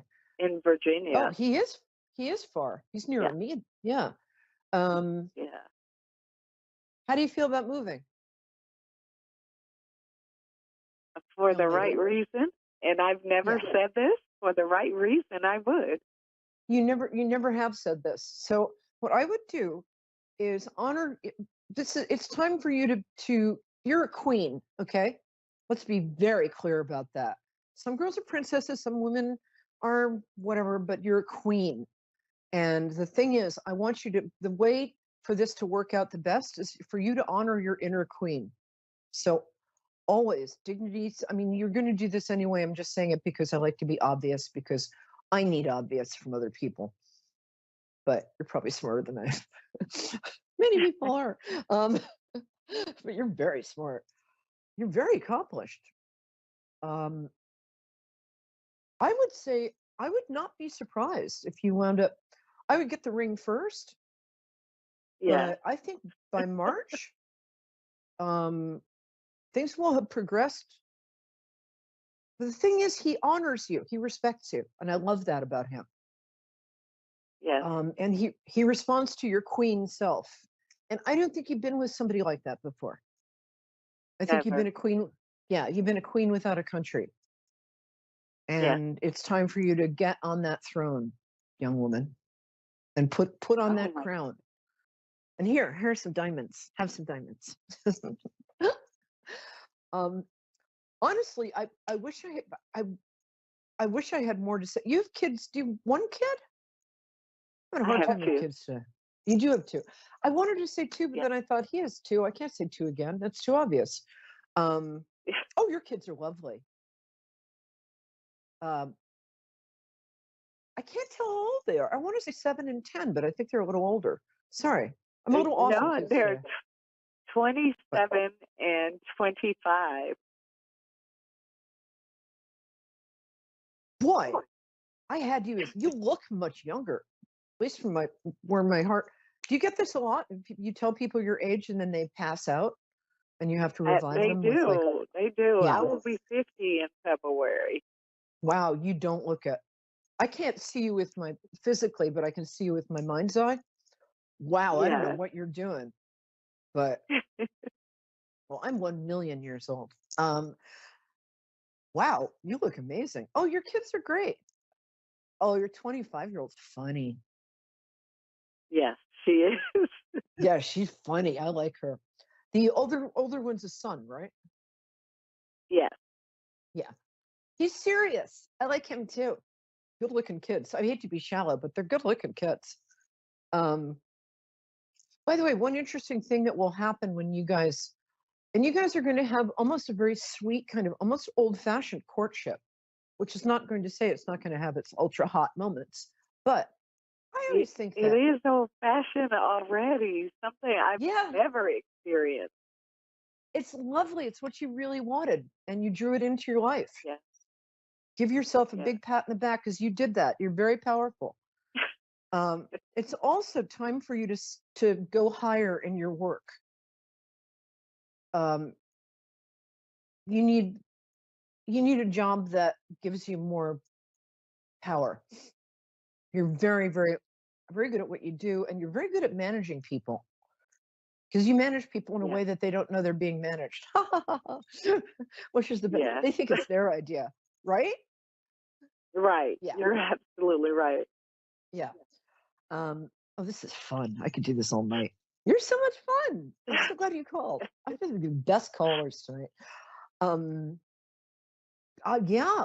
Learn to love Virginia. Now, one thing I do a couple of things. Do you know what feng shui is? The Chinese art of. Here's what I do. I would put a bedside table on either side of your bed.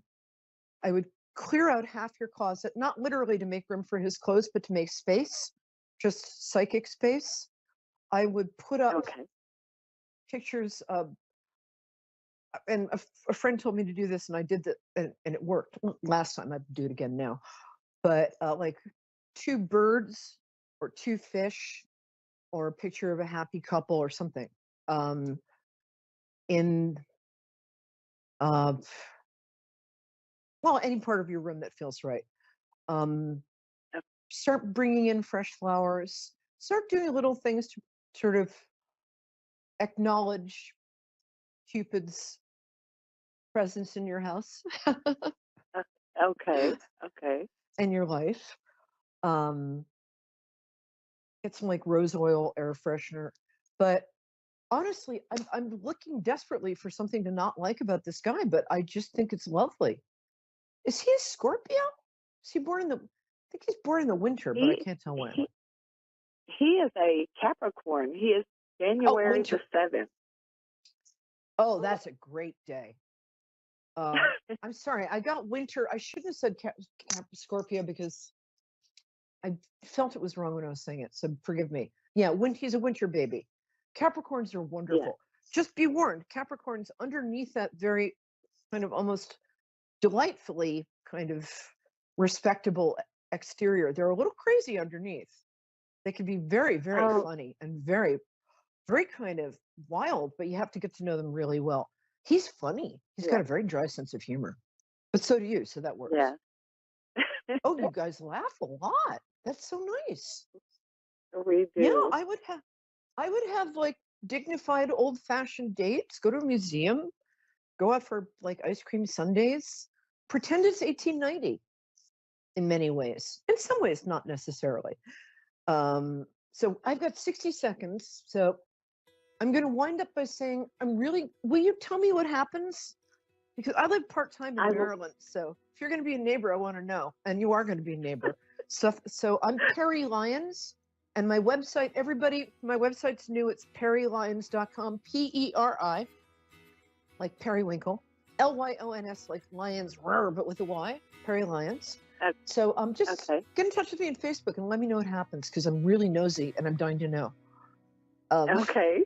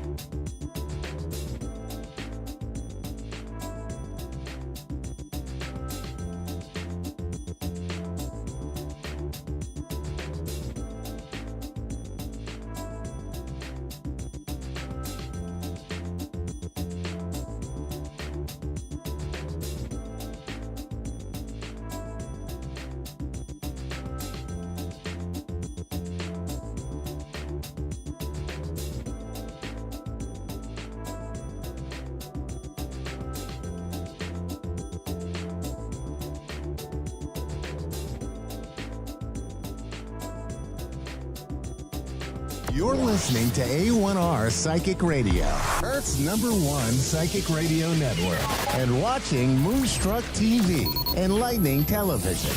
Welcome. Time for Larkin Psychic Medium with Larkin. Live from larkinsreadings.wixsite.com/website. Connect direct. In North America, dial 888-454-2751.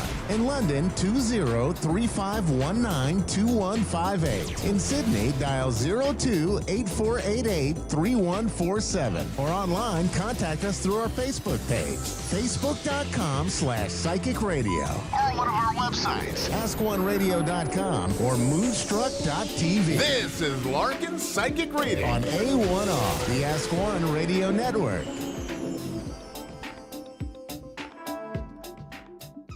Hi, everyone, and welcome back to the Larkin Psychic Medium Show on A1R Psychic Radio and Moonstruck TV on YouTube. Don't forget to check it out. There's a whole series of wonderful readers each evening on there.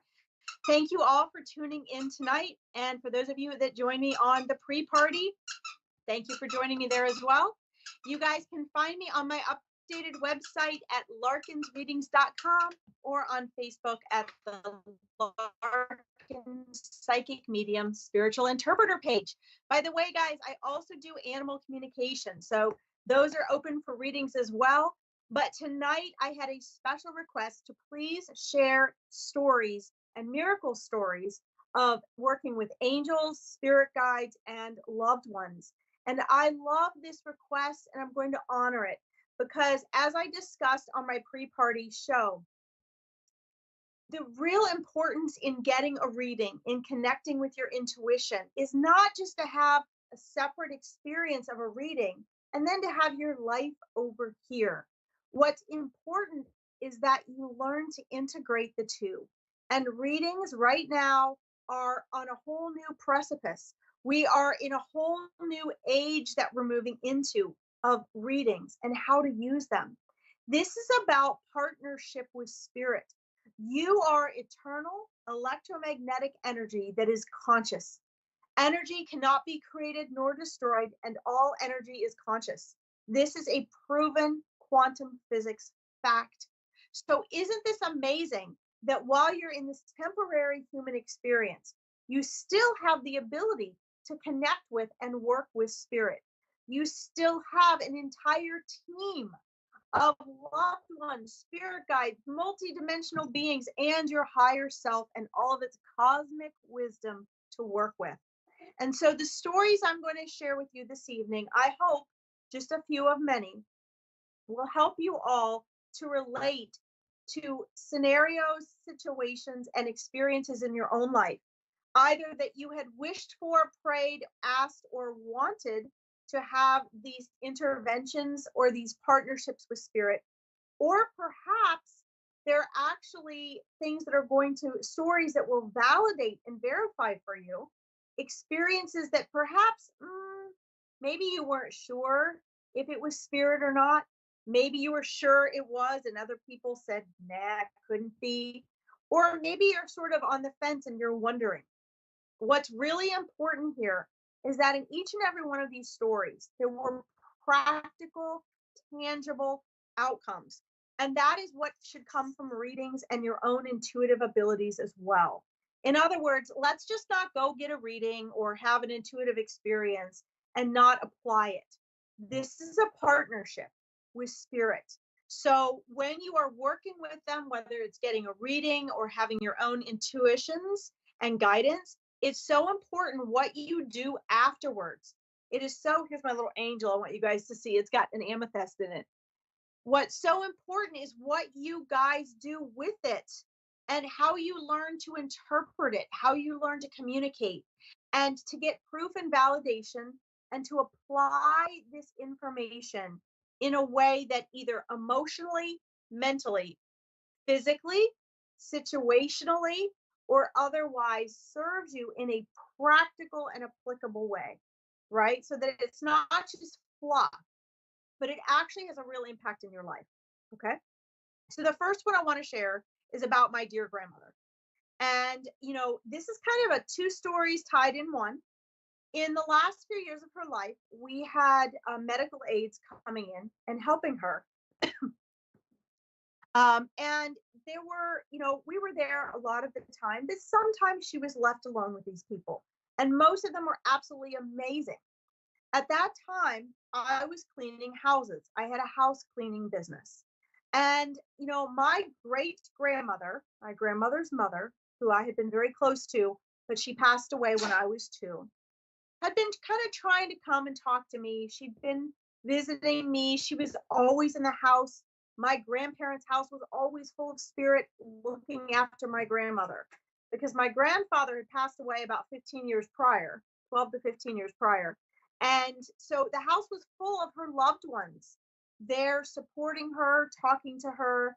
And her mother, who looked after her really well, and they were very close, was always sort of guiding us. And if someone was mistreating her or she didn't like them or she was struggling, they would let me know. I would pass that on to my mother and my aunts who know that I do this type of work, and we would fix the problem. But this one particular day, I really hadn't been listening to my great grandmother. I'd been telling her, you know, I don't really have proof that this one caretaker is mistreating my grandma. I like all of them. She's a friend of mine. I really have to have proof. Well, I showed up at this one house to clean, and there was my little great grandmother in her with her little bun and her little glasses and her little apron. And she was standing there and she said, Larkin, I need to speak to you. I have important things that I need to share with you. And this was right in the family room of the house that I was cleaning. But they can show up anywhere, right? Time and space doesn't matter. Clear as day, just like you're looking at me on the screen, there she was. So she told me a lot of things that day. She explained what this one caretaker was doing and why she needed to be removed from caring for my grandmother. And because my grandmother had dementia and she couldn't really explain things in the proper way that we would understand. And then she also shared with me that, when exactly my grandmother would pass and what it would look like, the time of year, all of that, and what we needed to do to prepare.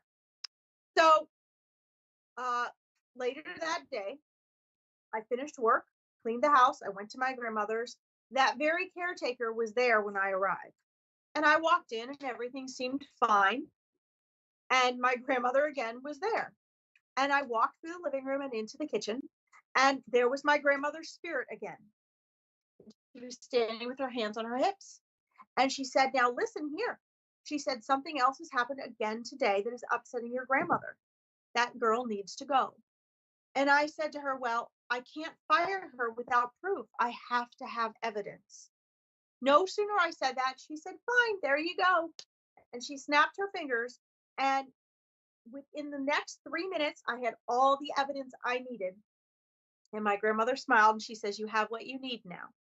Sure enough, by the end of the day, that girl was gone. So here is some practical evidence that spirit communicated with me. I believed spirit, but I asked for the evidence that I needed to technically and practically take the steps in the physical world to take care of the situation. Spirit gave me that. These are the types of things, my friends, beyond just hearing, feeling, seeing, and talking to spirit, that allow me to do the work that I do and to believe in it with all that I am. Here's another interesting thing, and this blows me away, and I will post this photograph on the Larkin Psychic Medium page for you to see. My grandmother had told me when my grandma was going to pass and how. And for a few months, this was going to be about 9 months in the future. No, 18 months in the future. Excuse me. And so for about 6 months, I want to say 6 months before she passed, probably about 3 months, I had this strong urge to go into a church. And I had a vision of a Catholic church that I needed to go and visit. And a friend I was hanging out with, just so happened, we were driving around in a particular part of town one night. And he was just a friend. He said, well, what do you want to do tonight? And I said, I've really had this urge to just go and spend some time alone in a beautiful Catholic church with candles and just pray and talk to Jesus about my grandmother. And he said, well, he was Catholic. He'd been Catholic. There's a church down the street. It was St. Cecilia's here in Cincinnati. And he said, sometimes they're open later after Wednesday night mass. Let's just go in there. Now, the doors there closed at 9 o'clock. Okay. Every night. I've only got 2 minutes, so I got to hurry here, guys. And what was beautiful about this was we walked over. It was 10 o'clock and we walked in. The door was unlocked. There was no one in there. The candles were lit for Christmas. There were hundreds of candles. And I walked up. I took my shoes off. I knelt down at the altar and I said, you know what? If my grandmother's ready to go prior to when I was told she would leave, because she's not really having a lot of value in her life right now, it's okay with us. And I had an entire communication about my grandmother. And I got this big okay.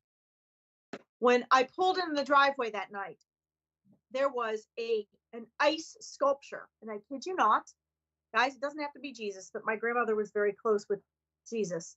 And there was an ice sculpture of Jesus there. on the driveway, pointing towards her bedroom. 3 days later, just as I had been told that night I prayed in the church, 3 days later, she passed.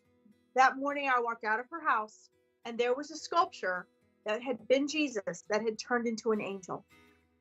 Now, I'm going to post these photographs for you guys on the Larkin Psychic Medium page, and I want you to check it out and see. This is more proof and evidence. And in the last 15 seconds I have here, I just want to remind each and every one of you that Spirit is working in your life, this practically, this tangibly, every moment of every day. And all you have to do is begin participating actively and start paying attention and being aware of it so you can apply it in your own life. Thank you all for tuning in. We will be back here at 9:30 p.m. next week. And for the pre-party show on the Larkin Psychic Medium page on Facebook at 9 p.m. I'll see you all next week. Thanks for listening. Bye-bye.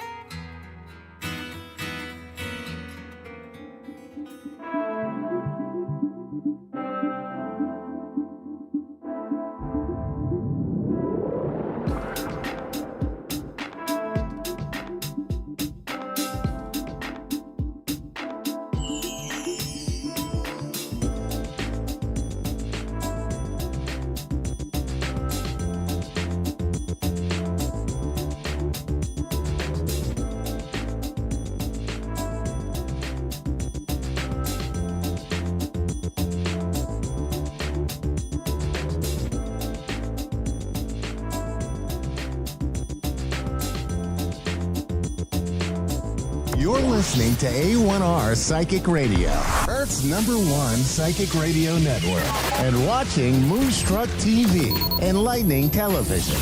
Welcome. Time for Soulfully Guided with Carmel Ann. Live from soulfullyguided.com.au. Connect direct. In North America, dial 888-454-2751. In London, 20-3519-2158. In Sydney, dial 02-8488-3147. Or online, contact us through our Facebook page, facebook.com/psychic radio. Or one of our websites, askoneradio.com or moonstruck.tv. This is Soulfully Guided on A1R, the Ask One Radio Network. Hello, everyone, and thank you at the back scenes to our producer who keeps us entertained as we enter our show with, I'd like to say, great jokes. We'll have to ask our executive producer if her thoughts, if they're funny, but I can appreciate a joke that I think is funny and most other people don't. So that's my sense of humor. But I've come with notes today. So excuse me how I'm looking. I've never had COVID and I don't think I have that, but I'm absolutely exhausted. So I've had to miss a few shows over the last couple of months, and I didn't want to miss today. So, you'll hear us say as show hosts that not every day has to be your best or your most inspirational. So I've had to check the collateral damage as well, because obviously when I do readings and talk, my hands tend to go everywhere.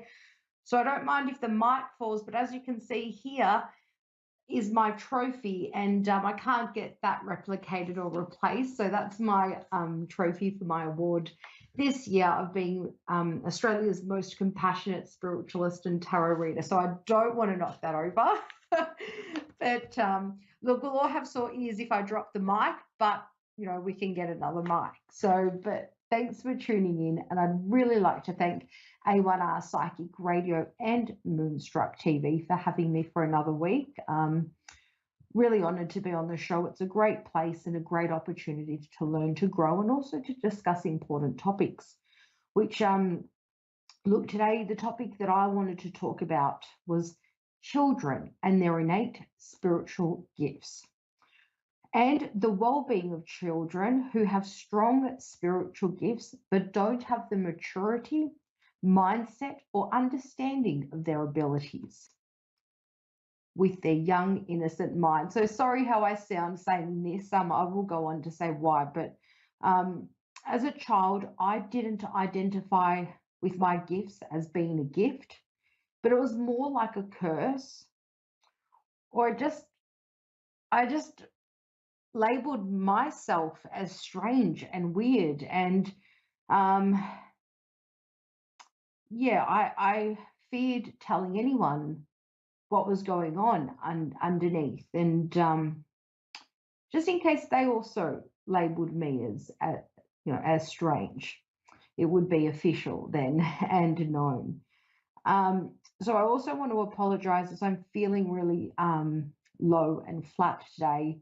I'll be reading from my notes, so please excuse me. I'm not quite tired. I'm so exhausted, and I still wanted to make it onto the show today, but I'm not sure if I can articulately point taken word the message that's in my mind clear enough to you with my words. So I'm feeling really lethargic, and but I was able to write this when I was not feeling so bad yesterday, and I haven't proofread it, but that's okay. So it's just I didn't want to sound and come across as a jumble, because this was really important to me, and this little bit of information would have really changed my entire life, my entire childhood, really, and it would have been a much more pleasant experience.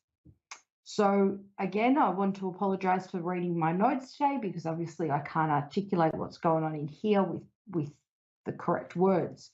So I thought it would be easier to say it by my notes rather than by winging my way through this bout of tiredness. So that was an edited comment from yesterday's notes, which I was able to chuck in before I ran off to a meeting, because I just thought, I can't do this. But I would like to have a brief chat with you and a show that's dedicated to children and spirituality, and how important it is to find a balance between safe practicing and awareness of spirituality for our children, if we notice that our children are connected to their spiritual gifts.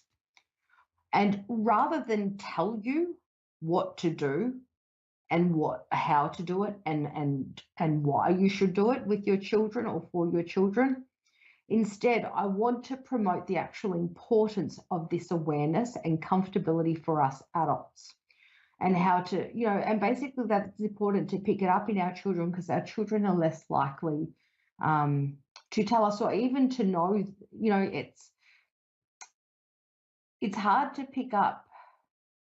We know that what we're doing is not like everyone else, but it's not likely we're going to come forward and think, oh, this is a good thing. People are going to like this, or I'm going to make a career of it. It's nothing like that as a child. So I wanted to promote the importance and comfortability, as I said, for us adults, so that we can pass this on to our children, this awareness and this information, in a safe and comfortable way. So as children, they won't isolate themselves or feel weird, and they won't feel different to everyone. They'll, so they can learn how to manage and turn on or off their gifts in a developmentally child-friendly way. An easy way that is comforting rather than scary, weird, or strange. So this will help children feel less confused and overwhelmed, less confused and less overwhelmed by the things they can do with their additional senses or sixth senses. Not every child will identify with those gifts, but there are children, the innocence of being a child, and the beauty of it. Things come naturally, fun, living, jumping, climbing, feeling things, and the world is very different from a child's perspective to an adult's perspective. So,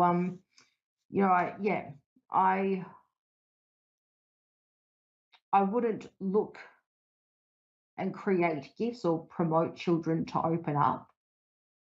But if they were naturally open, I would recommend to find out about that and find out ways to help them and support them, in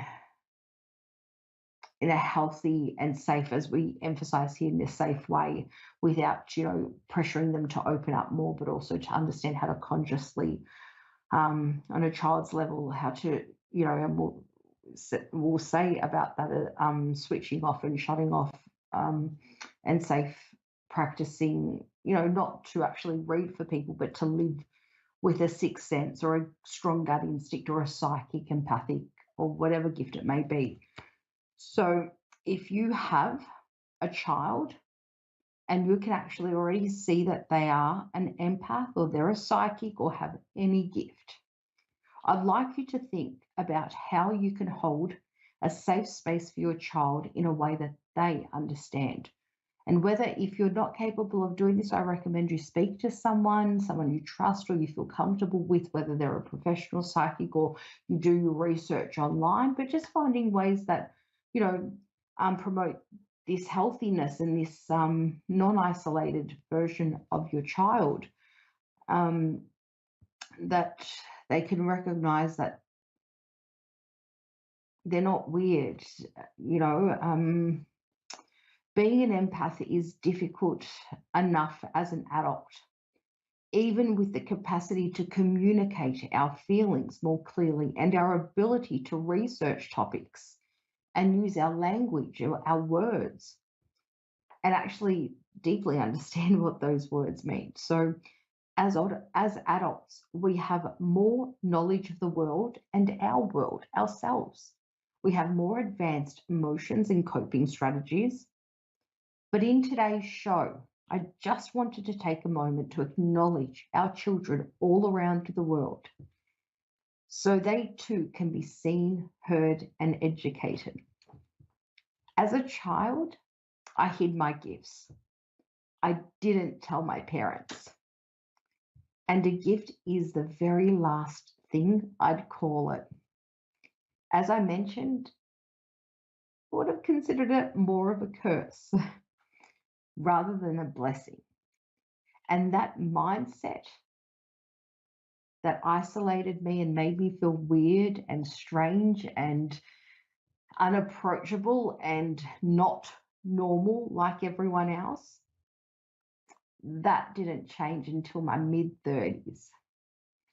So I emphasize the importance of, not for the sake of opening up our children to more gifts, but the comfortability to learn to live comfortably with this, with what they can do, and understanding that they can switch off if they want to, and providing those toolkits and that information is really important, and understanding, boundaries that are safe and realistic and understandable to a child in their age group. So it is important we respect our children's feelings, but it is our responsibility to protect them and allow them to develop their own beliefs, feelings, and opinions. I'm not going to use this show to tell you what to do with your child or your children if they have strong gifts or gifts that are starting to show, because each child and parent or guardian and family is unique. But I'd like to draw your attention to this as a positive relationship with a child's gifts, whatever that may be, rather than a debilitating one that affects them from socializing and living their childhood to the fullest potential and capacity. Childhood is so important. It's the foundation of our lives and where the best of our memories are had. We don't want our children feeling that way. So not being able to see yourself, if they are like me, this affected my development and my confidence and my personality. So had I known this in a child-friendly way, it would have changed my entire childhood and made it positive, memorable, and connected. This is not my fault or my parents. I didn't have the language to talk to them, nor the understanding, and neither did they understand how to handle it for me. So the goal here the goal here is to open the floor towards learning and language with our children, so they're able to understand what is going on for them in a positive perspective, in one that respects and appreciates them and welcomes them for who they are, not feeling that we're weird. So I have a little bit more to say, but the show is over. So I will leave you with, please take a moment to think about what you think is best for your children if you notice they are gifted and or highly empathic.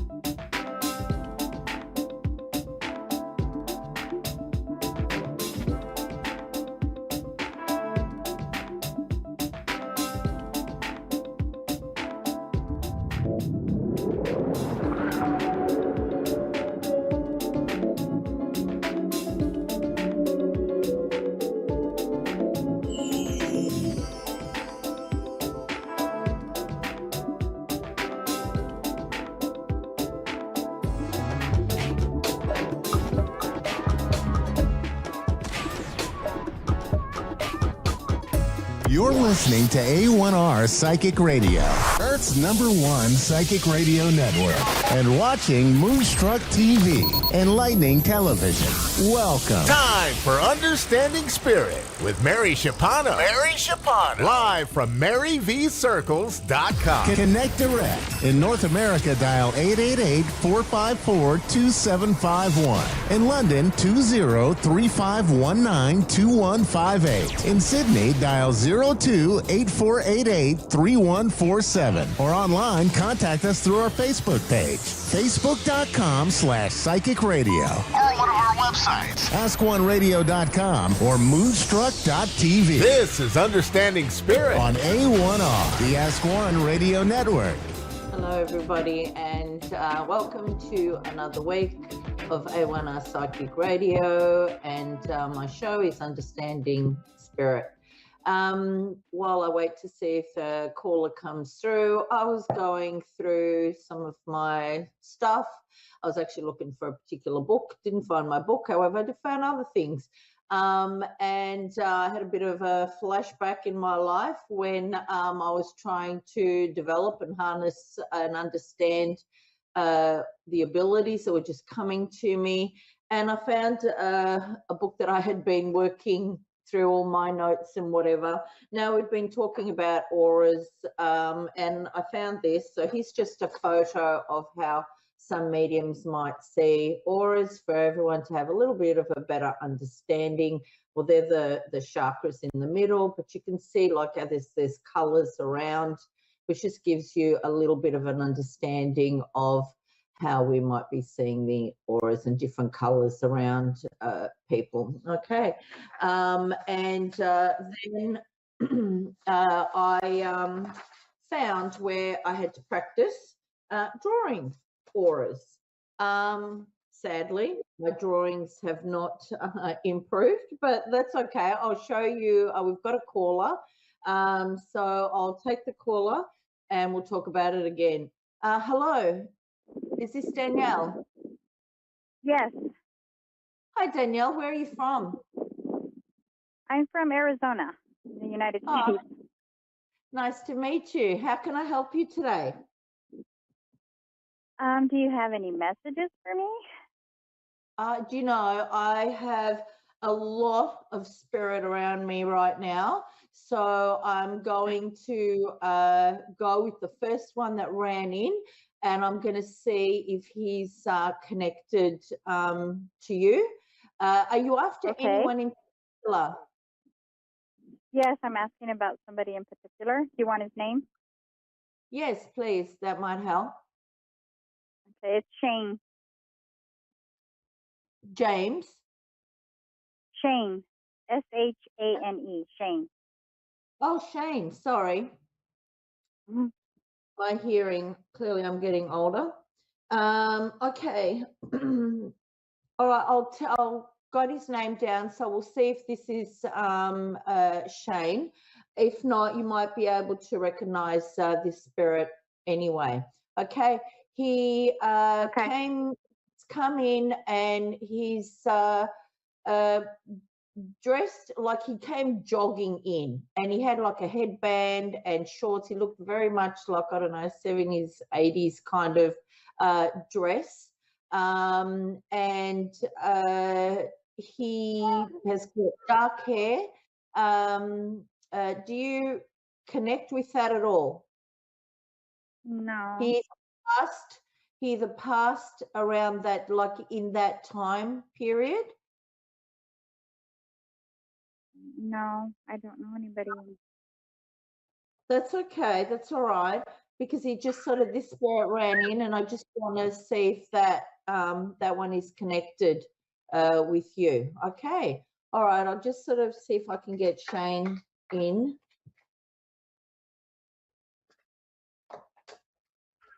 There's also an while I'm doing that, there's also an older lady with a walking stick, needs assistance walking. Can you identify with her? You said an older lady?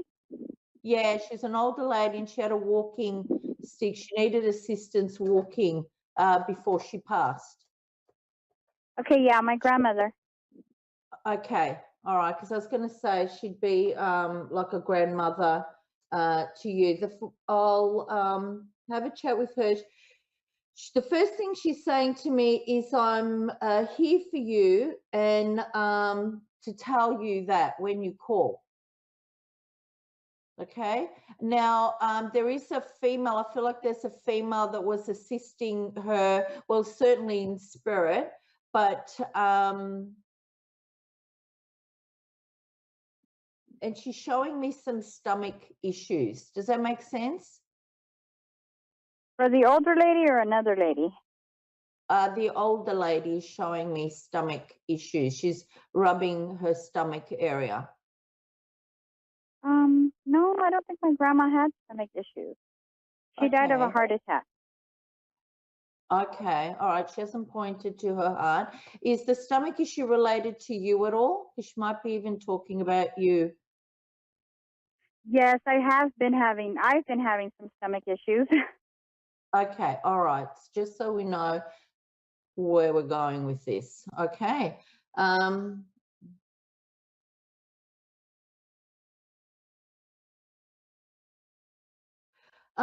She's giving it to me like it might be something like fibroids or something like that, but I'm seeing them like blasted with laser or something. Does that make sense?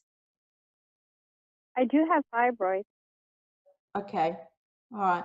And have you had to have laser treatment for it? No, not yet.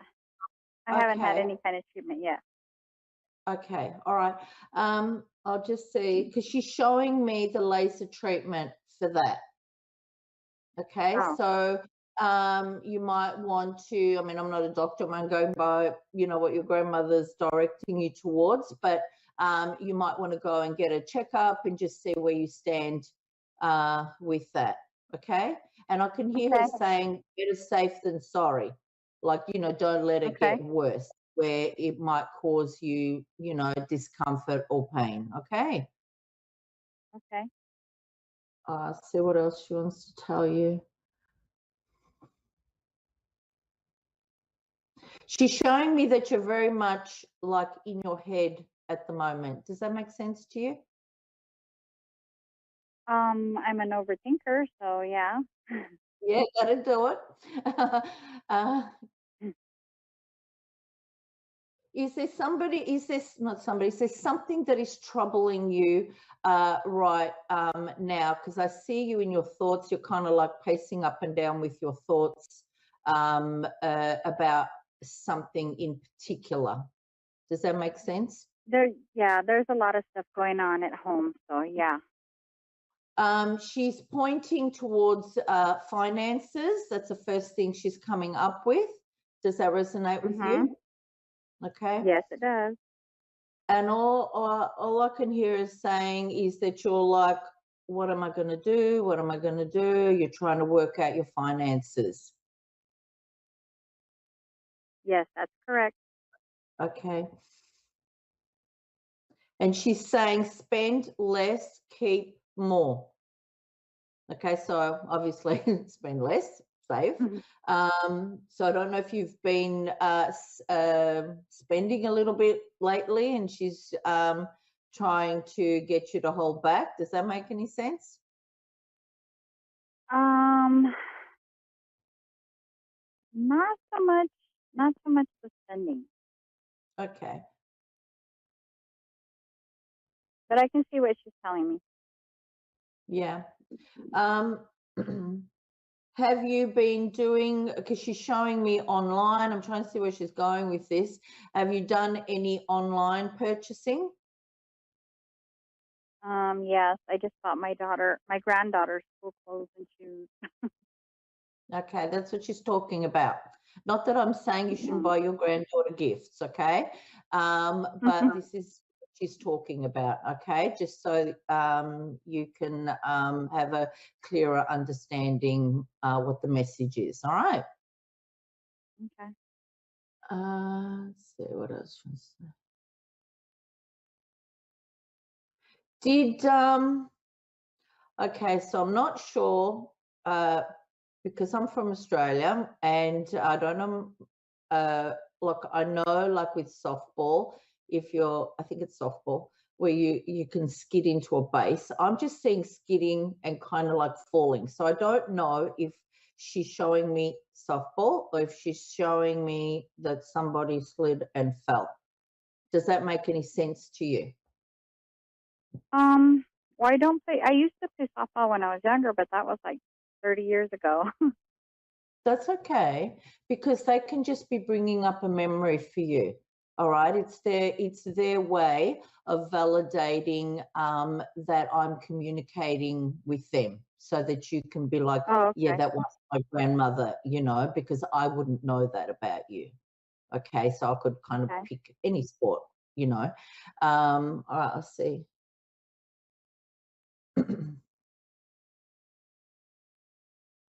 And did she come and watch your games or be very encouraging around that? Yeah, she did come to watch me, even though she was older. Yeah, okay. My mom.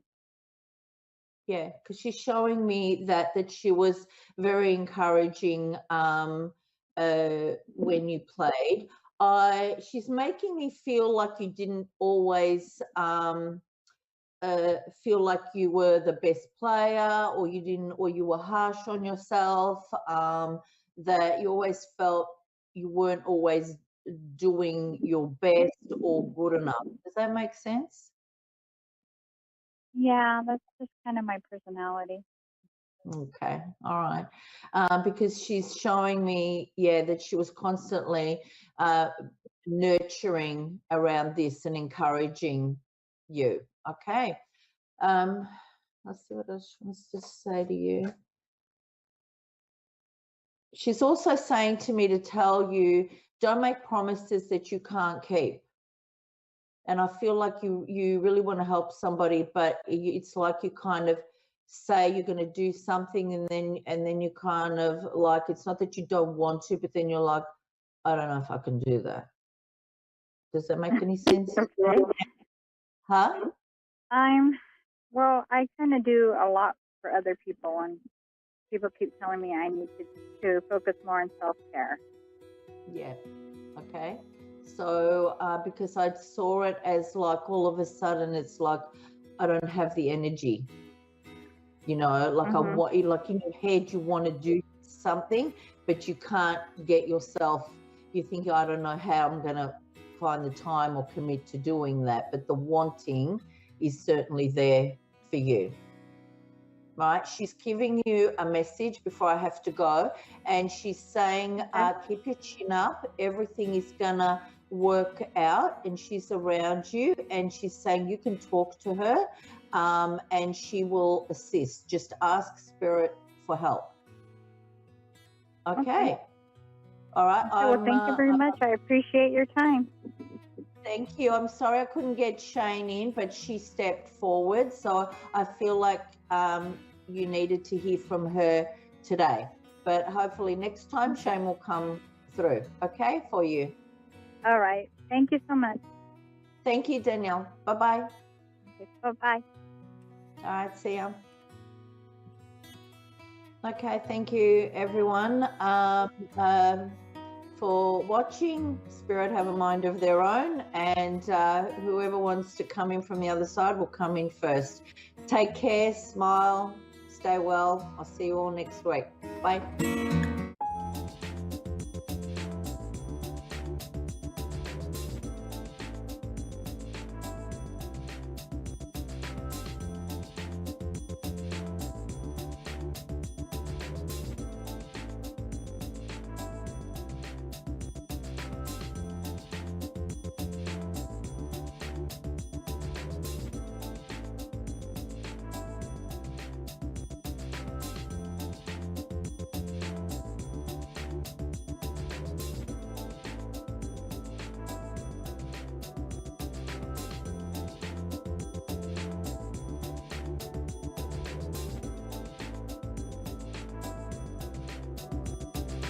You're listening to A1R Psychic Radio, Earth's #1 psychic radio network, and watching Moonstruck TV, enlightening television.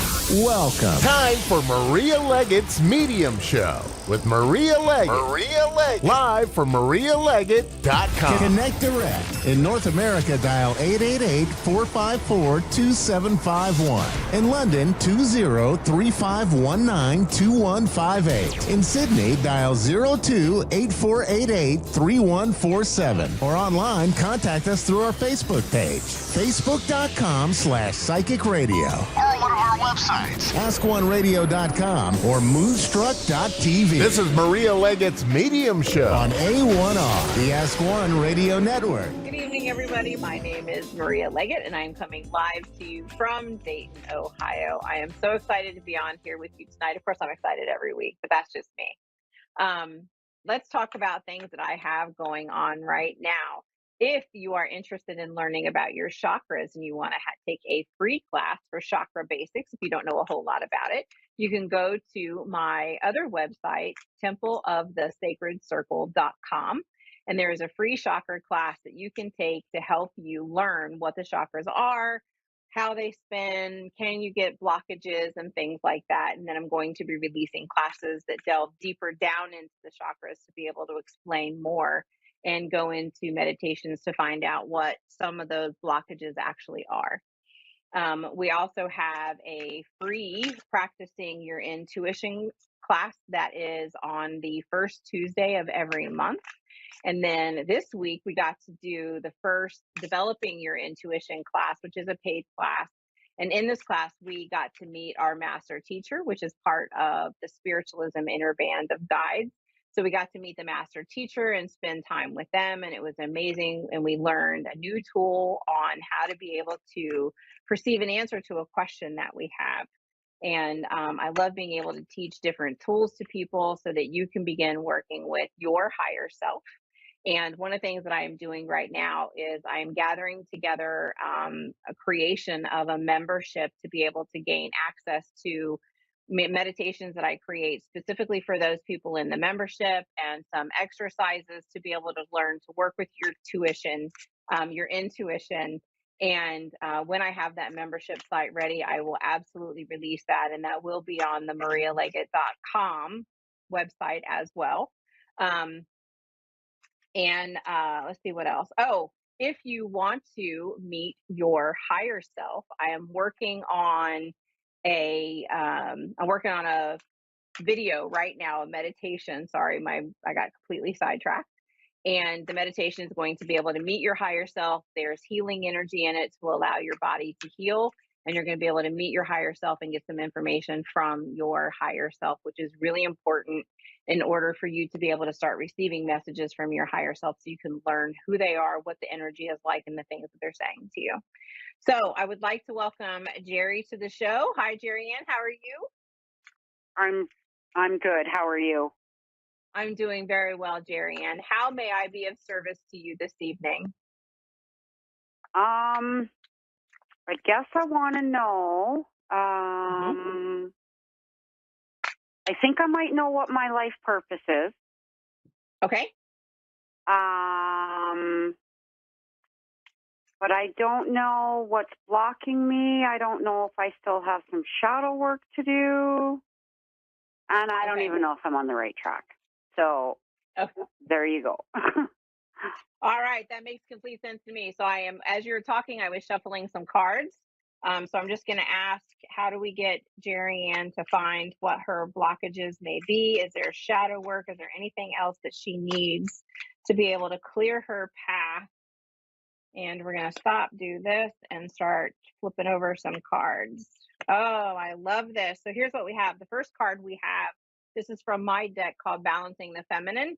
And you see right here, we have the solar plexus. And the interesting thing on this card is this is what it says. The clarity you seek, you already have. It is time to believe in yourself and know that what you are seeking is inside of you, and you don't have to seek the answers outside of yourself. So there are things that you already know, but you are not trusting them for some reason. And that's all ego based, right? Your ego comes in and goes, why would you say that? Why do you think that's going to be okay? And then your higher self goes, well, because I think it's fun and this is going to be a good thing to do. And that's the voice that you need to start listening to. How can you even believe you're worthy? Right. Yes, exactly. And that's why you have to start trusting that. You know, it's interesting in this deck, and as you were asking the question, in this deck, there's a card called, it's the moon for December, and it's called A Long Shadow Night. And it's the name of the moon, a long winter's night. I can't remember. I'll have to look for it. But what it does is it talks about it's time to stop running from the shadows. So there are still some things in shadow work that are for you to address, because otherwise you wouldn't have the, am I worthy enough to do this? Does that make sense? Yeah. It's one of the things that I had to do to be able to say, hey, I can do a radio show that's international for people to look at me and trust that this is going to work out. And it's hard, right? We step into that imposter syndrome sometimes for, you know, who am I? Why am I supposed to be doing this? And the interesting thing is, when I first talked to Spirit about becoming a medium, I said, why me? And Spirit said, why not you? And I didn't know how to answer that. I was like, and that's the same thing that they're saying to you. Why not you?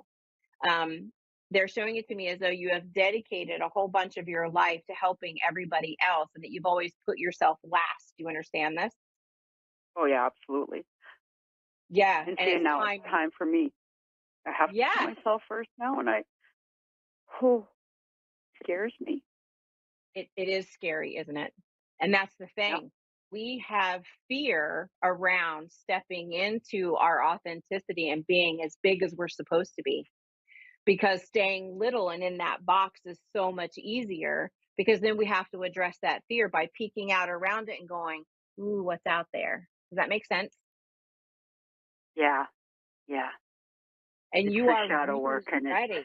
Yes, it is. And it's so the second shadow part, work, and it's the letting go. And I know I'm almost there. There's just coming to realize there's like maybe 2 people left, and I just being able to forgive and let go. Forgive, let go, because you're ready. So the other 2 cards that I pulled for you are, we have the waning crescent, which we're actually in the waning crescent right now.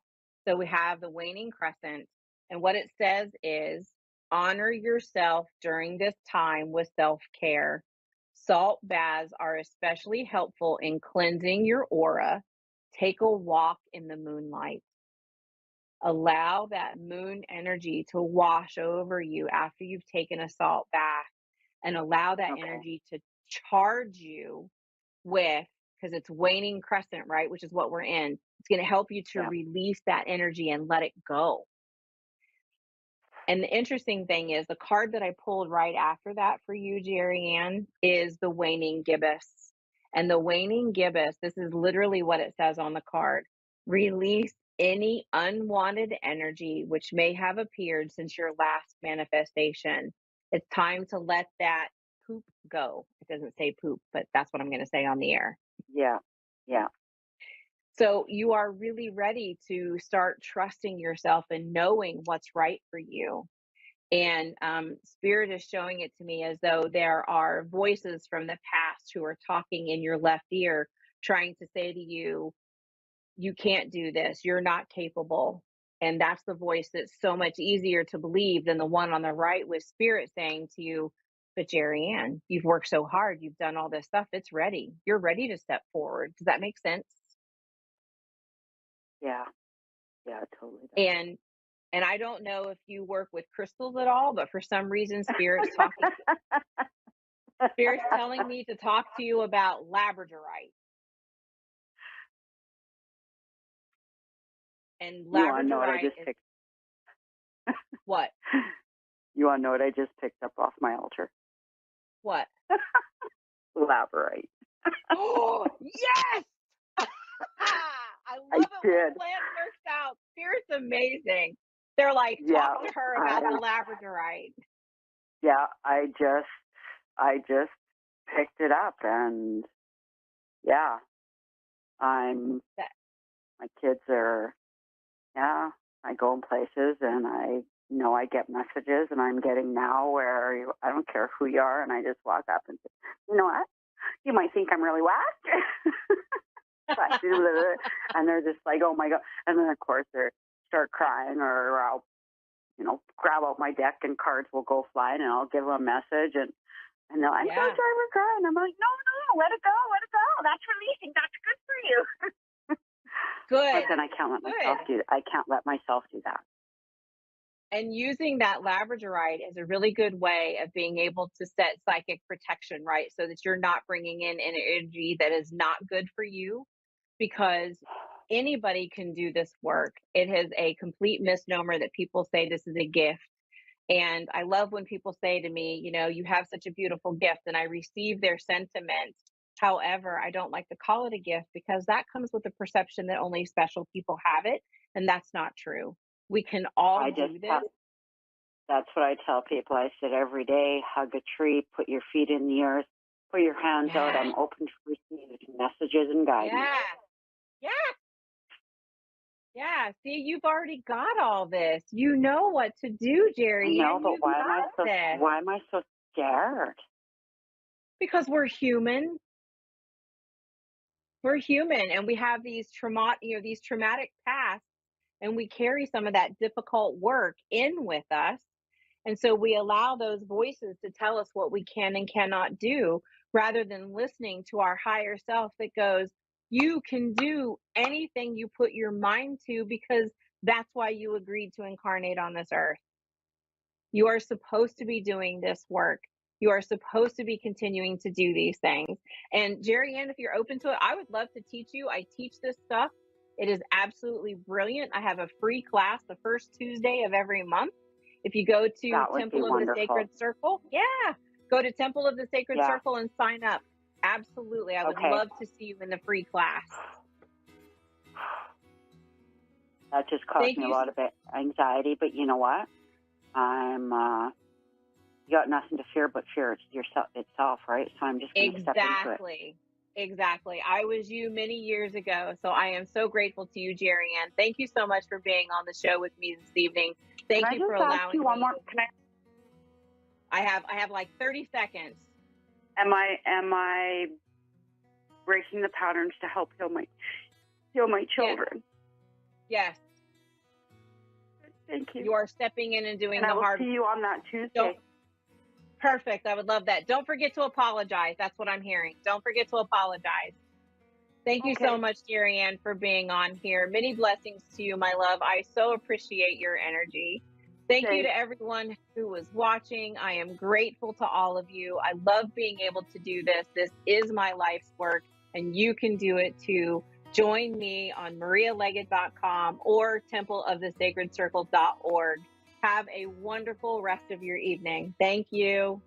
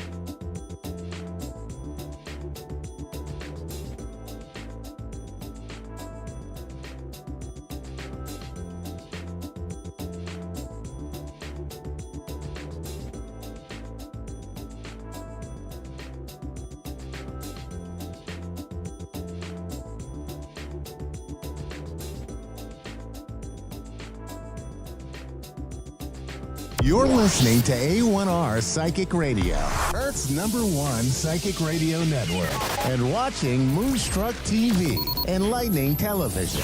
Welcome. Time for Your Time to Shine with Julie Yeager-Walker.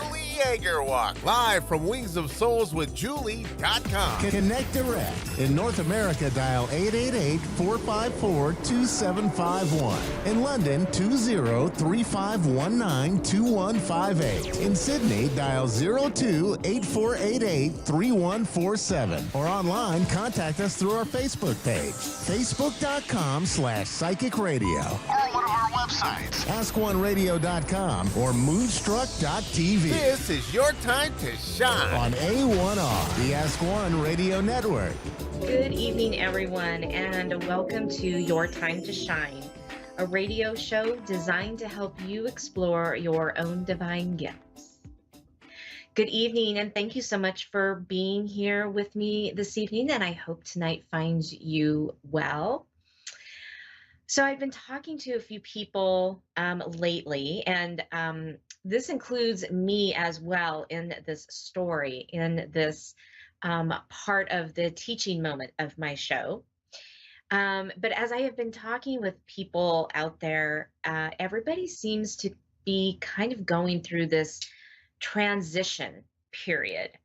And it's very interesting. It's this period in between maybe a spiritual awakening or some transformational area of your life, something that's opening up, and you just know that on the other side there's something coming, there's something bigger. And like I said, I've been talking to a few people, and we're comparing notes of what's going on in our lives. And even though we're all going through something different, there are still so many similarities. So what do I mean about a spiritual transformation?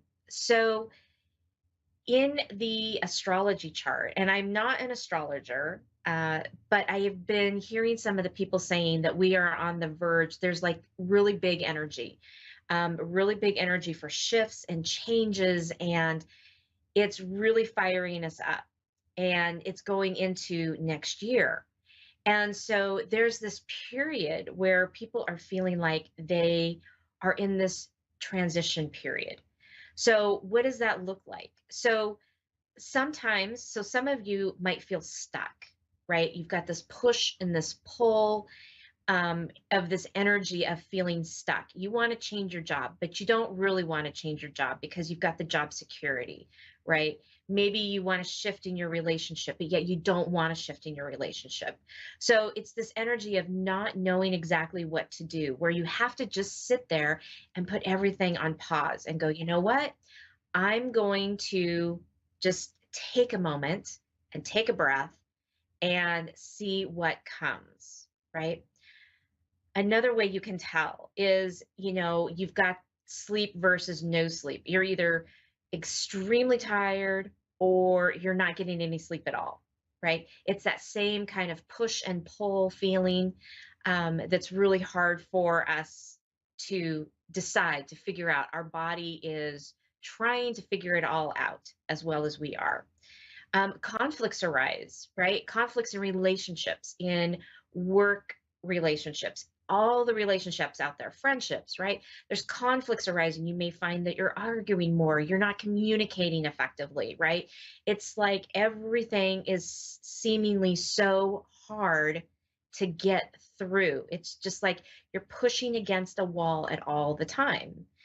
Your emotions are out of control. You're very emotional, and things, one minute you're joyous and you're happy and the next minute you're in tears. It's all these really raw emotions that are coming up. And then some of you might even feel like this complete and total calm and inner peace. And you're thinking, what is this about? Right? So any and all of those categories may be indications that you too are in this transition period, right? And it's all about what we need to do, taking that inner look and saying, okay, what is it that needs to shift or change? Because the things that we continue to do aren't working. So what is it that we need to do to shift that up, to change that, to get moving forward into that next level, into that next step? And part of that may actually be to take a step back, right? To stop trying to push against something that isn't working, to stop, the conflicts and trying to figure out what's going on, because obviously it's not working doing it the way that you're doing it because you're pushing against a wall. So it's a matter of stepping back, taking a breath and saying, you know what, maybe I don't need to do anything with this right now. Maybe I take a break. Maybe that's a month. Maybe that's 2 months, right? It's all very different for each one of us. But it's actually being in that awareness of saying, okay, wait a minute, there's something going on here. There's, I'm in preparation for something, right? Some of you, maybe your calendars were completely full, like mine, and they're starting to kind of fall away, right? It's giving you that chance to take a breath, to reevaluate and say, okay, what is the next step that I need to do? All things that you're kind of going through this transition period. And it's okay to have all of those things. It's okay to step back and say, I'm taking a moment, I'm taking a breath so that I can regroup and figure out what it is that I need to do, figure out something new, because the way I'm doing it is not working for me anymore. It's like beating your head against the wall, right? Do you ever feel that way? That you're pushing and you're pushing and you're pushing and it doesn't work. It doesn't turn out the way you thought. Everything is hard. And so that is the time that you have to step back and go, okay, time to shift and try something different. Even if it's something that you hadn't even thought about, even if it's something that might seem a little scary, all it takes is just a little deviation from our path in order to start the flow again, in order for everything to start coming in with ease. So again, I think a lot of you are out there right now are going through that. So in preparation for tonight, I pulled a couple cards, which I think is so hilarious because, of course, it relates to everything that I just talked about. So I pulled 2 cards. It says, I am at the center of peace, right? We just talked about that, feeling that inner calm and peace. I am filled with healthy energy, right? So some of us need that energy, right? Some of us need that energy to get through the day, maybe because we aren't sleeping at night, right? So interesting of the cards, that come up because they always relate. I have wonderful energy that sustains me throughout each day. I am radiant, vital, and alive. And the peace card says, in peace, I live and move and experience life because I keep myself centered, inner peace. I have peace in my outer world, right? So if you're in that transition period, it's okay. Be gentle with yourself. Be okay with stepping back. Be okay with changing it up. Whatever it is and whatever that looks like for you, it is absolutely perfect and in the right and divine timing. All right. Well, right now we are going to go to the phone lines. We have someone on the line ready to talk with me this evening. We've got Jennifer in San Diego, California. Good evening, Jennifer, and welcome to Your Time to Shine. Thank you. Good evening. Good evening. How are you? I'm doing well. Thank you. How are you? I am good, thank you. What can I do for you this evening? Honestly, everything you just said kind of seems like it's definitely what's going on with me. That could explain some stuff. But I just wanted to talk to you about my relationship with John because you mentioned communication, and that kind of seems our thing right now. He's had a lot going on, and his MO is, as things get stressful, he definitely kind of slams that door and doesn't want to talk. Whereas I'm trying to figure things out, and we've kind of, maybe it's just what you talked about, kind of that energy shift right now with what's going on. But it just seems, I know he's stressed. I know a lot's going on. And I don't know. I figured I'd talk to you. Okay, perfect. Yeah, a lot of it, has to do with the energy and the shift and what's going on in the cosmos. And definitely, if what I just said resonated with you, then it's most definitely a message for you. However, let me tune in and see what other information I can get for you. And so as I do that, there's just going to be a little moment of silence as I do that, and then I'll be right back with you. Okay? Okay.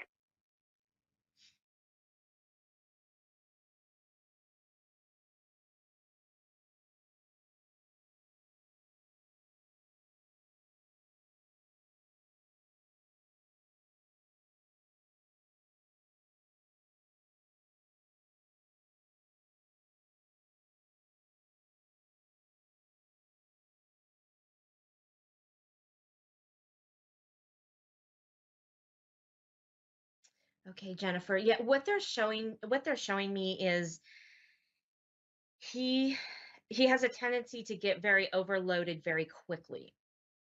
Um, and then when he does, he shuts down. And so it's about taking that and kind of honoring that, right?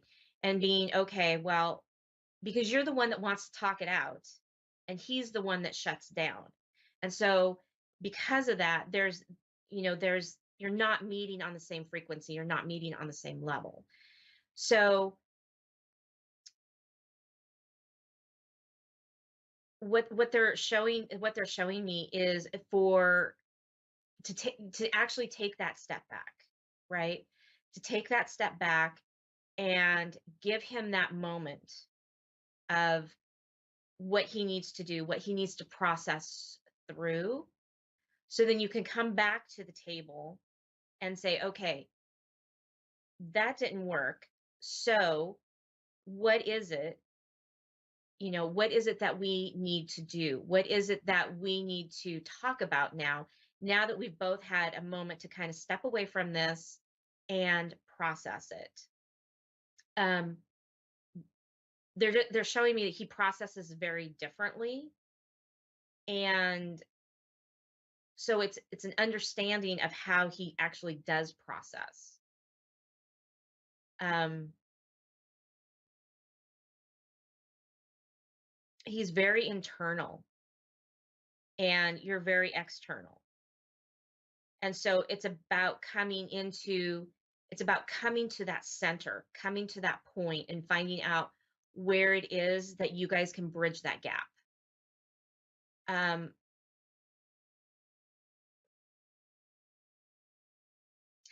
They're showing me this is just it's just kind of a phase. It's not this isn't something that you're going to have to worry about long term. This is just, it's like this phase, it's like this ebb and flow of what's going on in life. And so it's just about kind of getting through that period, getting through this, what I'm calling this transition period for so many people, right?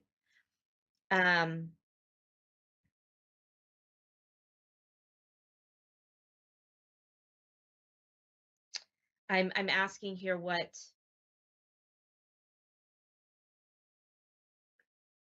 else that they're wanting you to know. It almost feels like there is something in his job right now that is that's putting a lot of pressure on him. Is he thinking about moving his job or changing a job right now? His job is very stressful, and it's within sales around the world, and obviously holiday sales are big right now.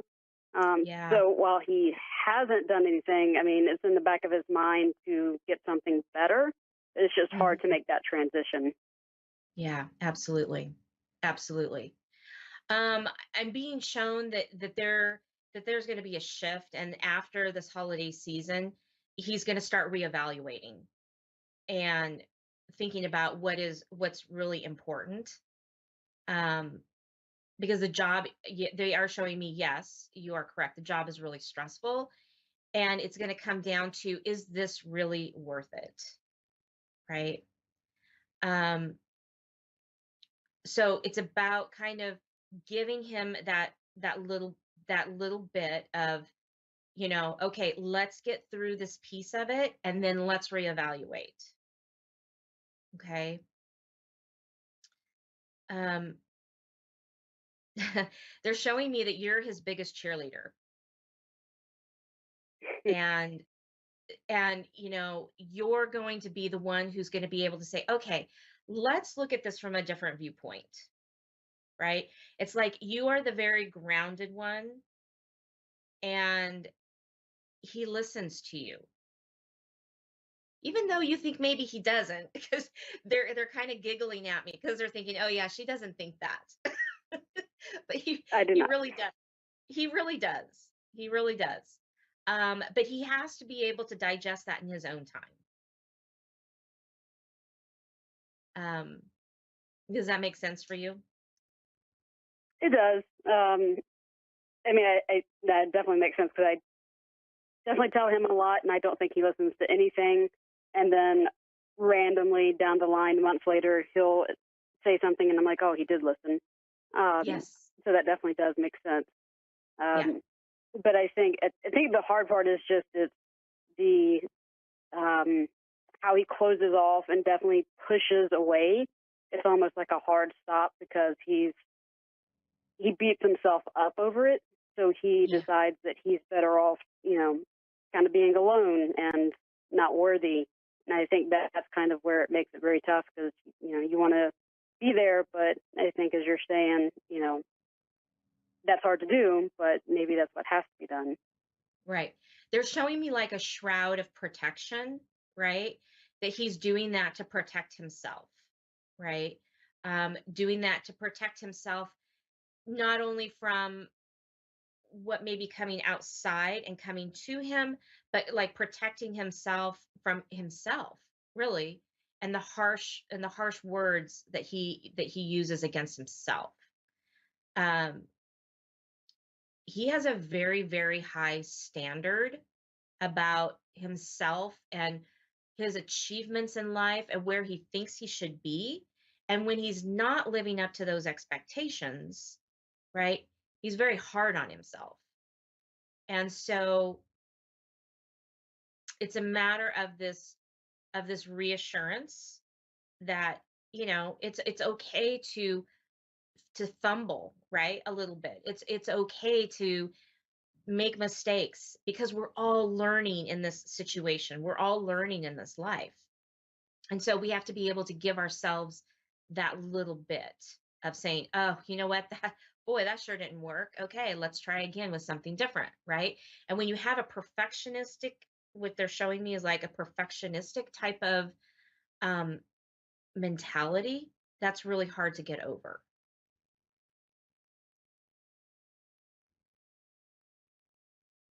Yeah, that definitely makes sense for him. Yeah.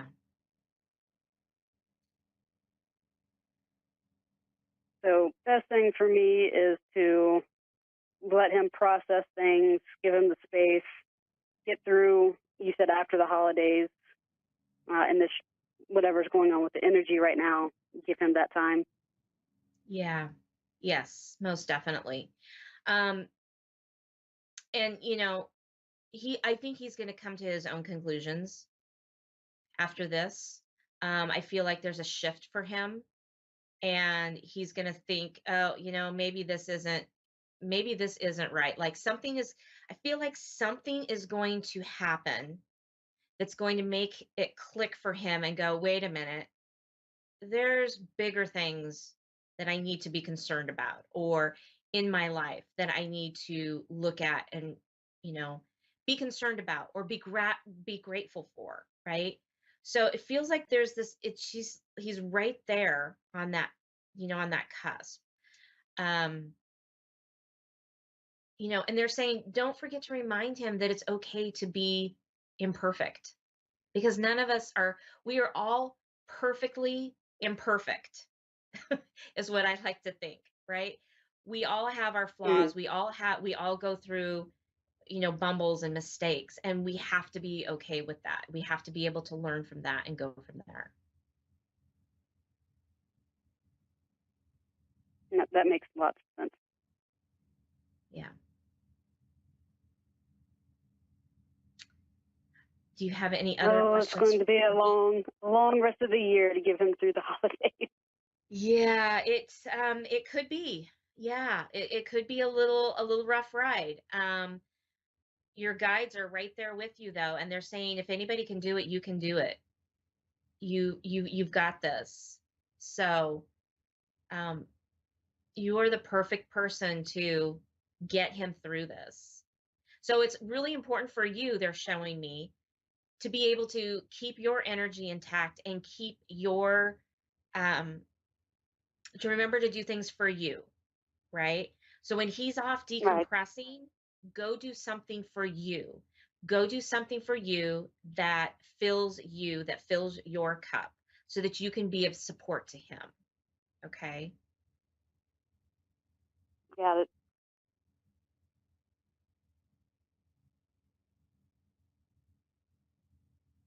And they're saying also, a lot of times this miscommunication and the words that are being said are not about you. So if you can take a step back and look at it from what I would call the eagle's perspective, right? So that you're way up above the situation, so that you can understand what's going on, then, because we get so in the minutia of things and we get so close up, especially with our loved ones, our spouses, our partners, right? We are like down into the minutia of it. We are in the view of the mouse. We see everything. But if we can take a step back and be in the view of the eagle, it makes it a lot easier, so that we can be in that observation mode. No, that's a really good analogy and makes sense.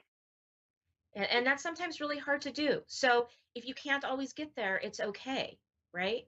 It is okay. But if you can get there, it'll make things a lot easier.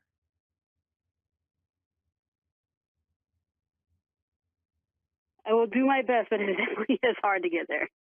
I know, it really is. I understand. I do. Are there any other questions I can answer for you this evening? I mean, are they I guess, the long haul for us, I mean, I know there's a lot of different factors, but I mean, is there anything that they're saying kind of in the long haul as we get through this little patch? What's on the other side? Yes, ma'am.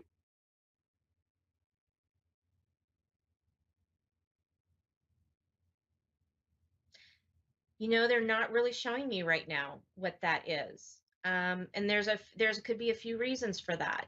It could be that there's still some things that are being worked out on the other side. Our loved ones and our guides are always working for us to set things up in perfect timing. And sometimes, even for myself, when I ask, oh, what does that look like? I don't get an answer. And I ask, is this the right time for me to know? And I get no, right? So what they're showing me is that there's a lot of different factors in this. Not good, not bad, right? It's just there are things in there that they're still working on. And so they're just not showing me what that is right now.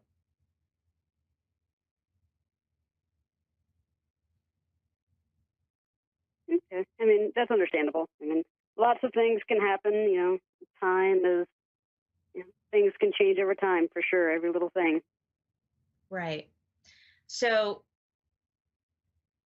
I'm being shown, they're saying, take baby steps. Every little step forward, take that baby step because it's progress moving forward. Okay. Hold on. There's something else they're bringing forth. Hold on just a moment.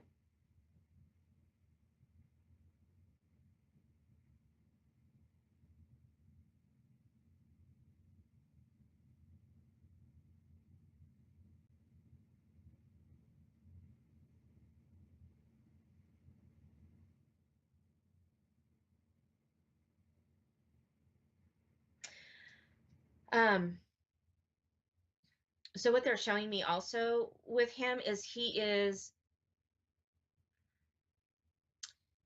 wants to feel like that he is making a difference. He wants to feel like he's making a difference in people's lives.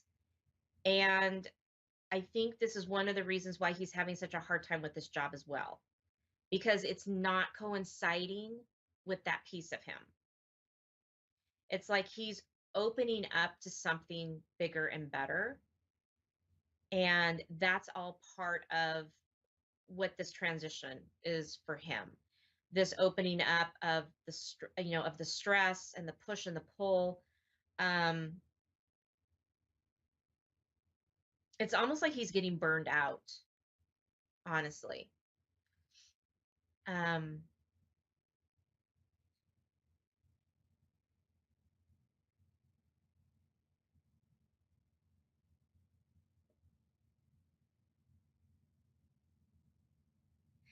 So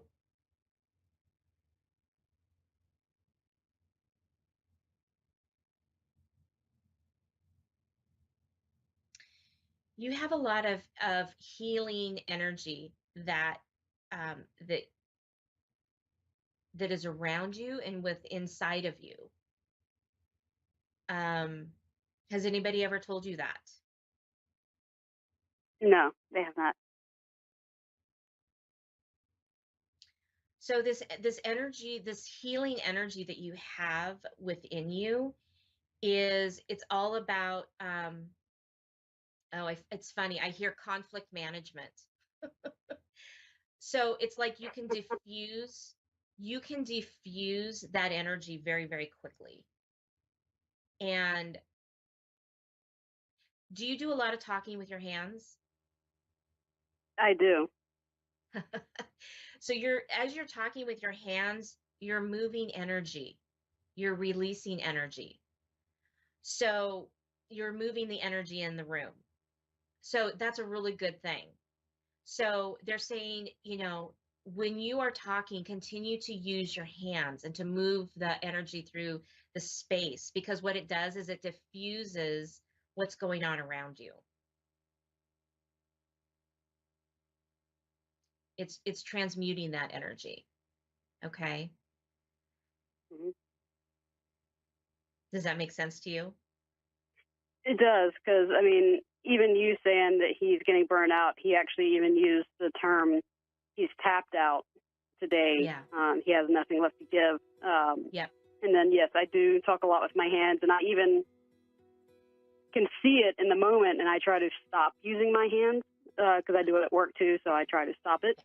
No, But I don't stop have it. noticed that. Yeah, don't stop it. You're doing magical things as you're doing that. And he's absorbing a lot of other people's energy too.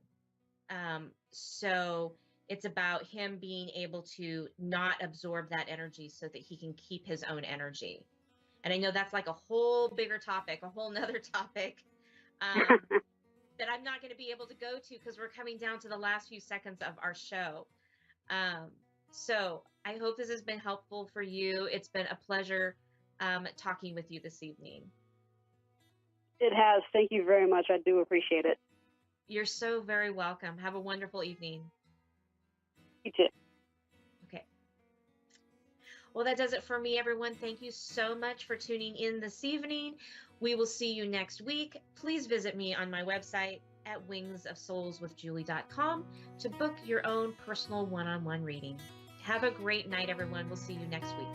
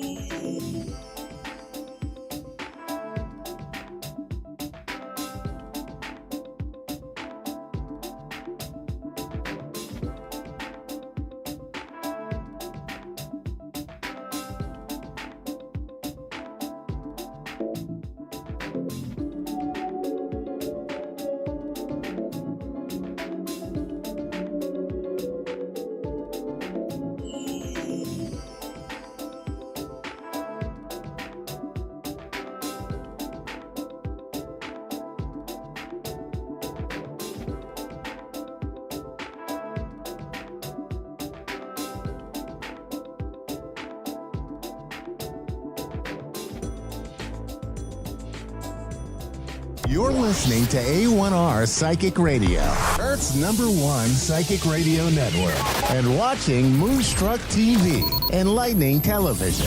Welcome. Time for astrology and psychic readings with Lady D. Lady D. Live from LadyDPsychicParties.com. Connect direct. In North America, dial 888-454-2751. In London, 20-3519-2158. In Sydney, dial 02-8488-3147. Or online, contact us through our Facebook page, facebook.com/psychic radio. Or one of our websites, askoneradio.com or moonstruck.tv. This is Astrology and Psychic Reading on A1R, the Ask One Radio Network. Hi everybody, welcome to Astrology and Psychic Readings, Lady D. I'm your host for the segment, Lady D. Hope you've all had a wonderful week ahead. So this week with the planets, we do have today, and it will be until the next few days, until the 21st, we do have the sun that's conjuncting with Mars. So with this energy, it's going to come in. It could be like a boost of ego. It also could be making you feel more, have more courage and more strength. It might also give you a little more of a fiery temper, depending on your temperament as well. Because with Mars, we are dealing with strength, but we're also dealing with frustration and anger, because it's the ruler of Aries, which is the ruler of which rules war. So we do have, I find with Mars, it's a double-edged sword. It's either like a strength and courage, or it also can be a bit of argument and frustration there as well. Okay, we've also got coming up this week ahead, we've got this Saturn here, there's a square with Mars too. There's a lot of things with Mars, angles with Mars this week that we've got. So we do have the Saturn square, but then we have a try with Neptune that's happening on the 19th. And then we also have with Mercury. There's also a angle with Mercury and Venus. And then we've also got another angle with Pluto and Mars. So with all this Mars energy that's been kind of come up this week with different planets, different angles to this planet. So problems that can come up, you might lose your temper. Just keep your cool with problems that have come up because you might lose your temper. I feel like you're going to be able to see through people's lies or people's manipulation. You're going to see through that this week as well. And people that you do see through that could even make you a little bit frustrated. There's also going to be like maybe a lot of thoughts or thinking about certain relationships and finances and money with this aspect with Venus and Mercury. It's coming up, and then also we have the Pluto, thinking of Pluto who as well. So what else have we got coming up here? We've got, I feel like that it might be in some surprises that's going to come up this week. We've also, I feel like there's going to be like an ego boost, and that could be with the Sun conjuncting Mars. We've also got here, there could be sort of a feeling of like turbulent times ahead. Like, so I was seeing rough seas for this week. Um, and I feel like this week is about having positive thoughts and thinking very positively this week as well. And I feel like it's important to see things through. So it's important to see things through to the end as well this week. And I feel like it might even things that are going on, like issues that are going around you and topics that are going around you. It's like a never-ending story where things are just going on and on. I also feel like there could be like a breakthrough moment for people, like either be thinking or a positive, but some sort of breakthrough moment I feel like can be coming up for people as well. I also feel like there might be a scandal that comes up this week with all this energy. It's coming up, scandal or like breaking some big news that's going to come up. Um, and I feel like there's also a knowing, like an underlying knowing that everything's going to be okay too for the week ahead as well. That's coming up here too. So I'm going to do some cards as well for what's coming up for this week ahead as well. Let's have a look, because that's mainly the main things that are happening with the planets. We do have Venus as in Libra, so we're trying with the Venus in Libra. We are trying to, with relationships, make everything nice and rosy. We are trying to sort of please people, do extra things for others as well with that energy. And then we've got the Mars in Scorpio. We've got the Sun that's still in Scorpio. That's going to be moving into Sagittarius this week. We've also got where's Mercury? Mercury is also in Sagittarius. 2 is a bit like harder to feel as well. So let's just see what we got with the cards that's going to come up this week too. So I feel like there's going to be a sense of like nurturing that's coming up this week for people. A sense of really, there is like an eureka moment, I feel like, and it's going to be doing like with money and finances. There is like a sense of eureka, like you found it, or you found like missing pieces to the story. It's going to come up this week. There's also a sense of um having you're having fun here and being around people too. But I also want to say there could be like underlying issues that are on the outside you might look okay and positive, but on the inside there could be a sense of we're not feeling as okay, but on the outside that you are too. Let's go to a caller now. So we've got here Angela, who's in Grand Terrace, California, in America. So hi, Angela. How are you today? Hi, I'm doing great. How are you? I'm good. How can I help you today?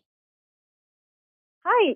Yes, I was just calling to see if you could just maybe do just a general reading as well as see if I have any messages from loved ones. Okay, let's have a look. Is there anything in particular we to cover, like finances or relationships? Just let's see. Probably maybe relationship with my family. Okay. Okay. I feel like there's confusion. I feel like there's confusion going around, or there's people being confused there in their family.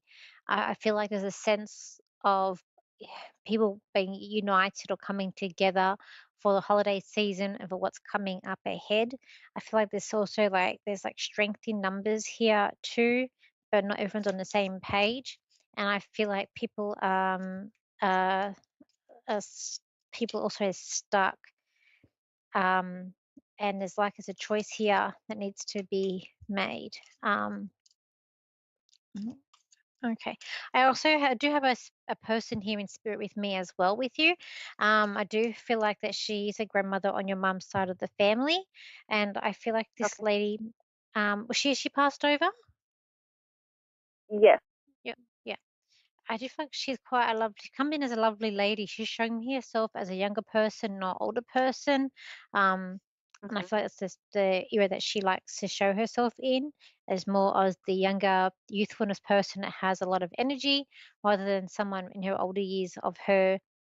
I feel like maybe she might have been a bit slow because she likes more of her youthfulness that's to come through. I also Yes. do feel like that she would be able to do like crochet.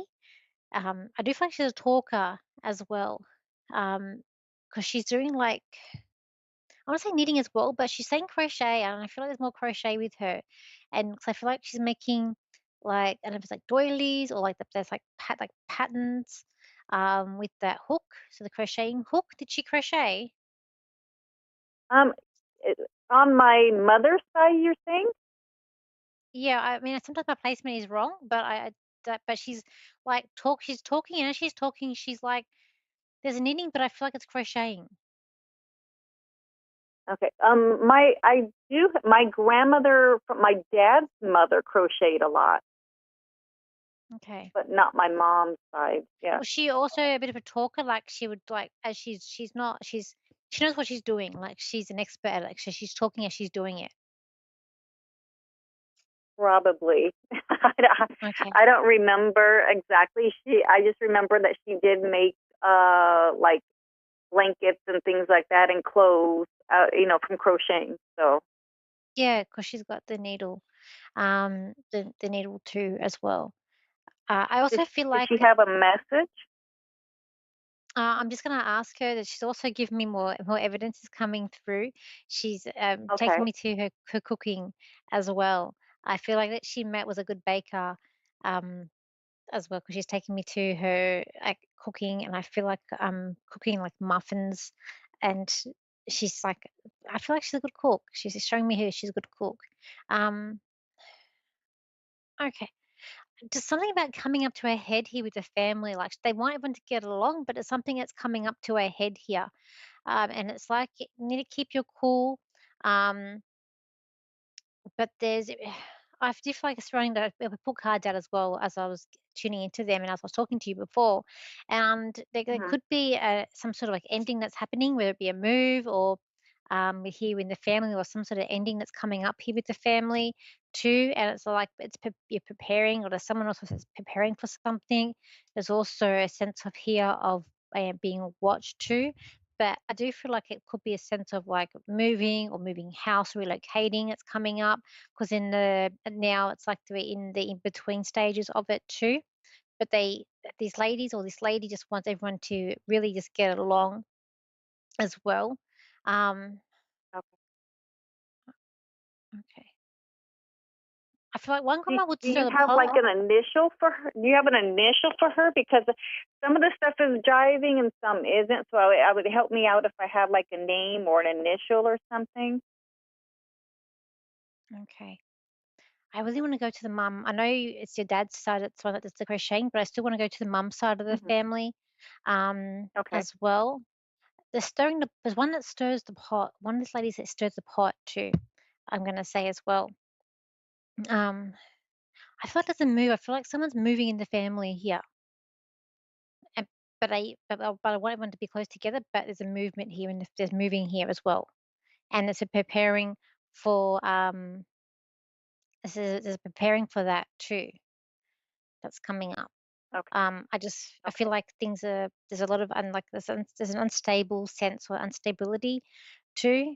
I feel like also one of these ladies, there's one of them too. It's very hot because I'm getting quite hot now, so I do feel like one um there's a heat, like they were maybe a hot person, where they just maybe menopause or just felt the heat too. Okay. Because I'm feeling getting quite hot now as well. But they're also saying to just to keep grounded, for you just to keep grounded as well. Too. Okay. Time. I also want to go to. They also am hearing uncle. So there's something about an uncle. So a brother. I need to go because I'm going time restricted. So I need to go try and get which way I'm going. Okay. Okay. So okay. All right. We want to go to two children here. There's two children, two babies, as well. So I feel like one of them, like there's two children here. I want to go to as well. Um, so this would be like if your mum.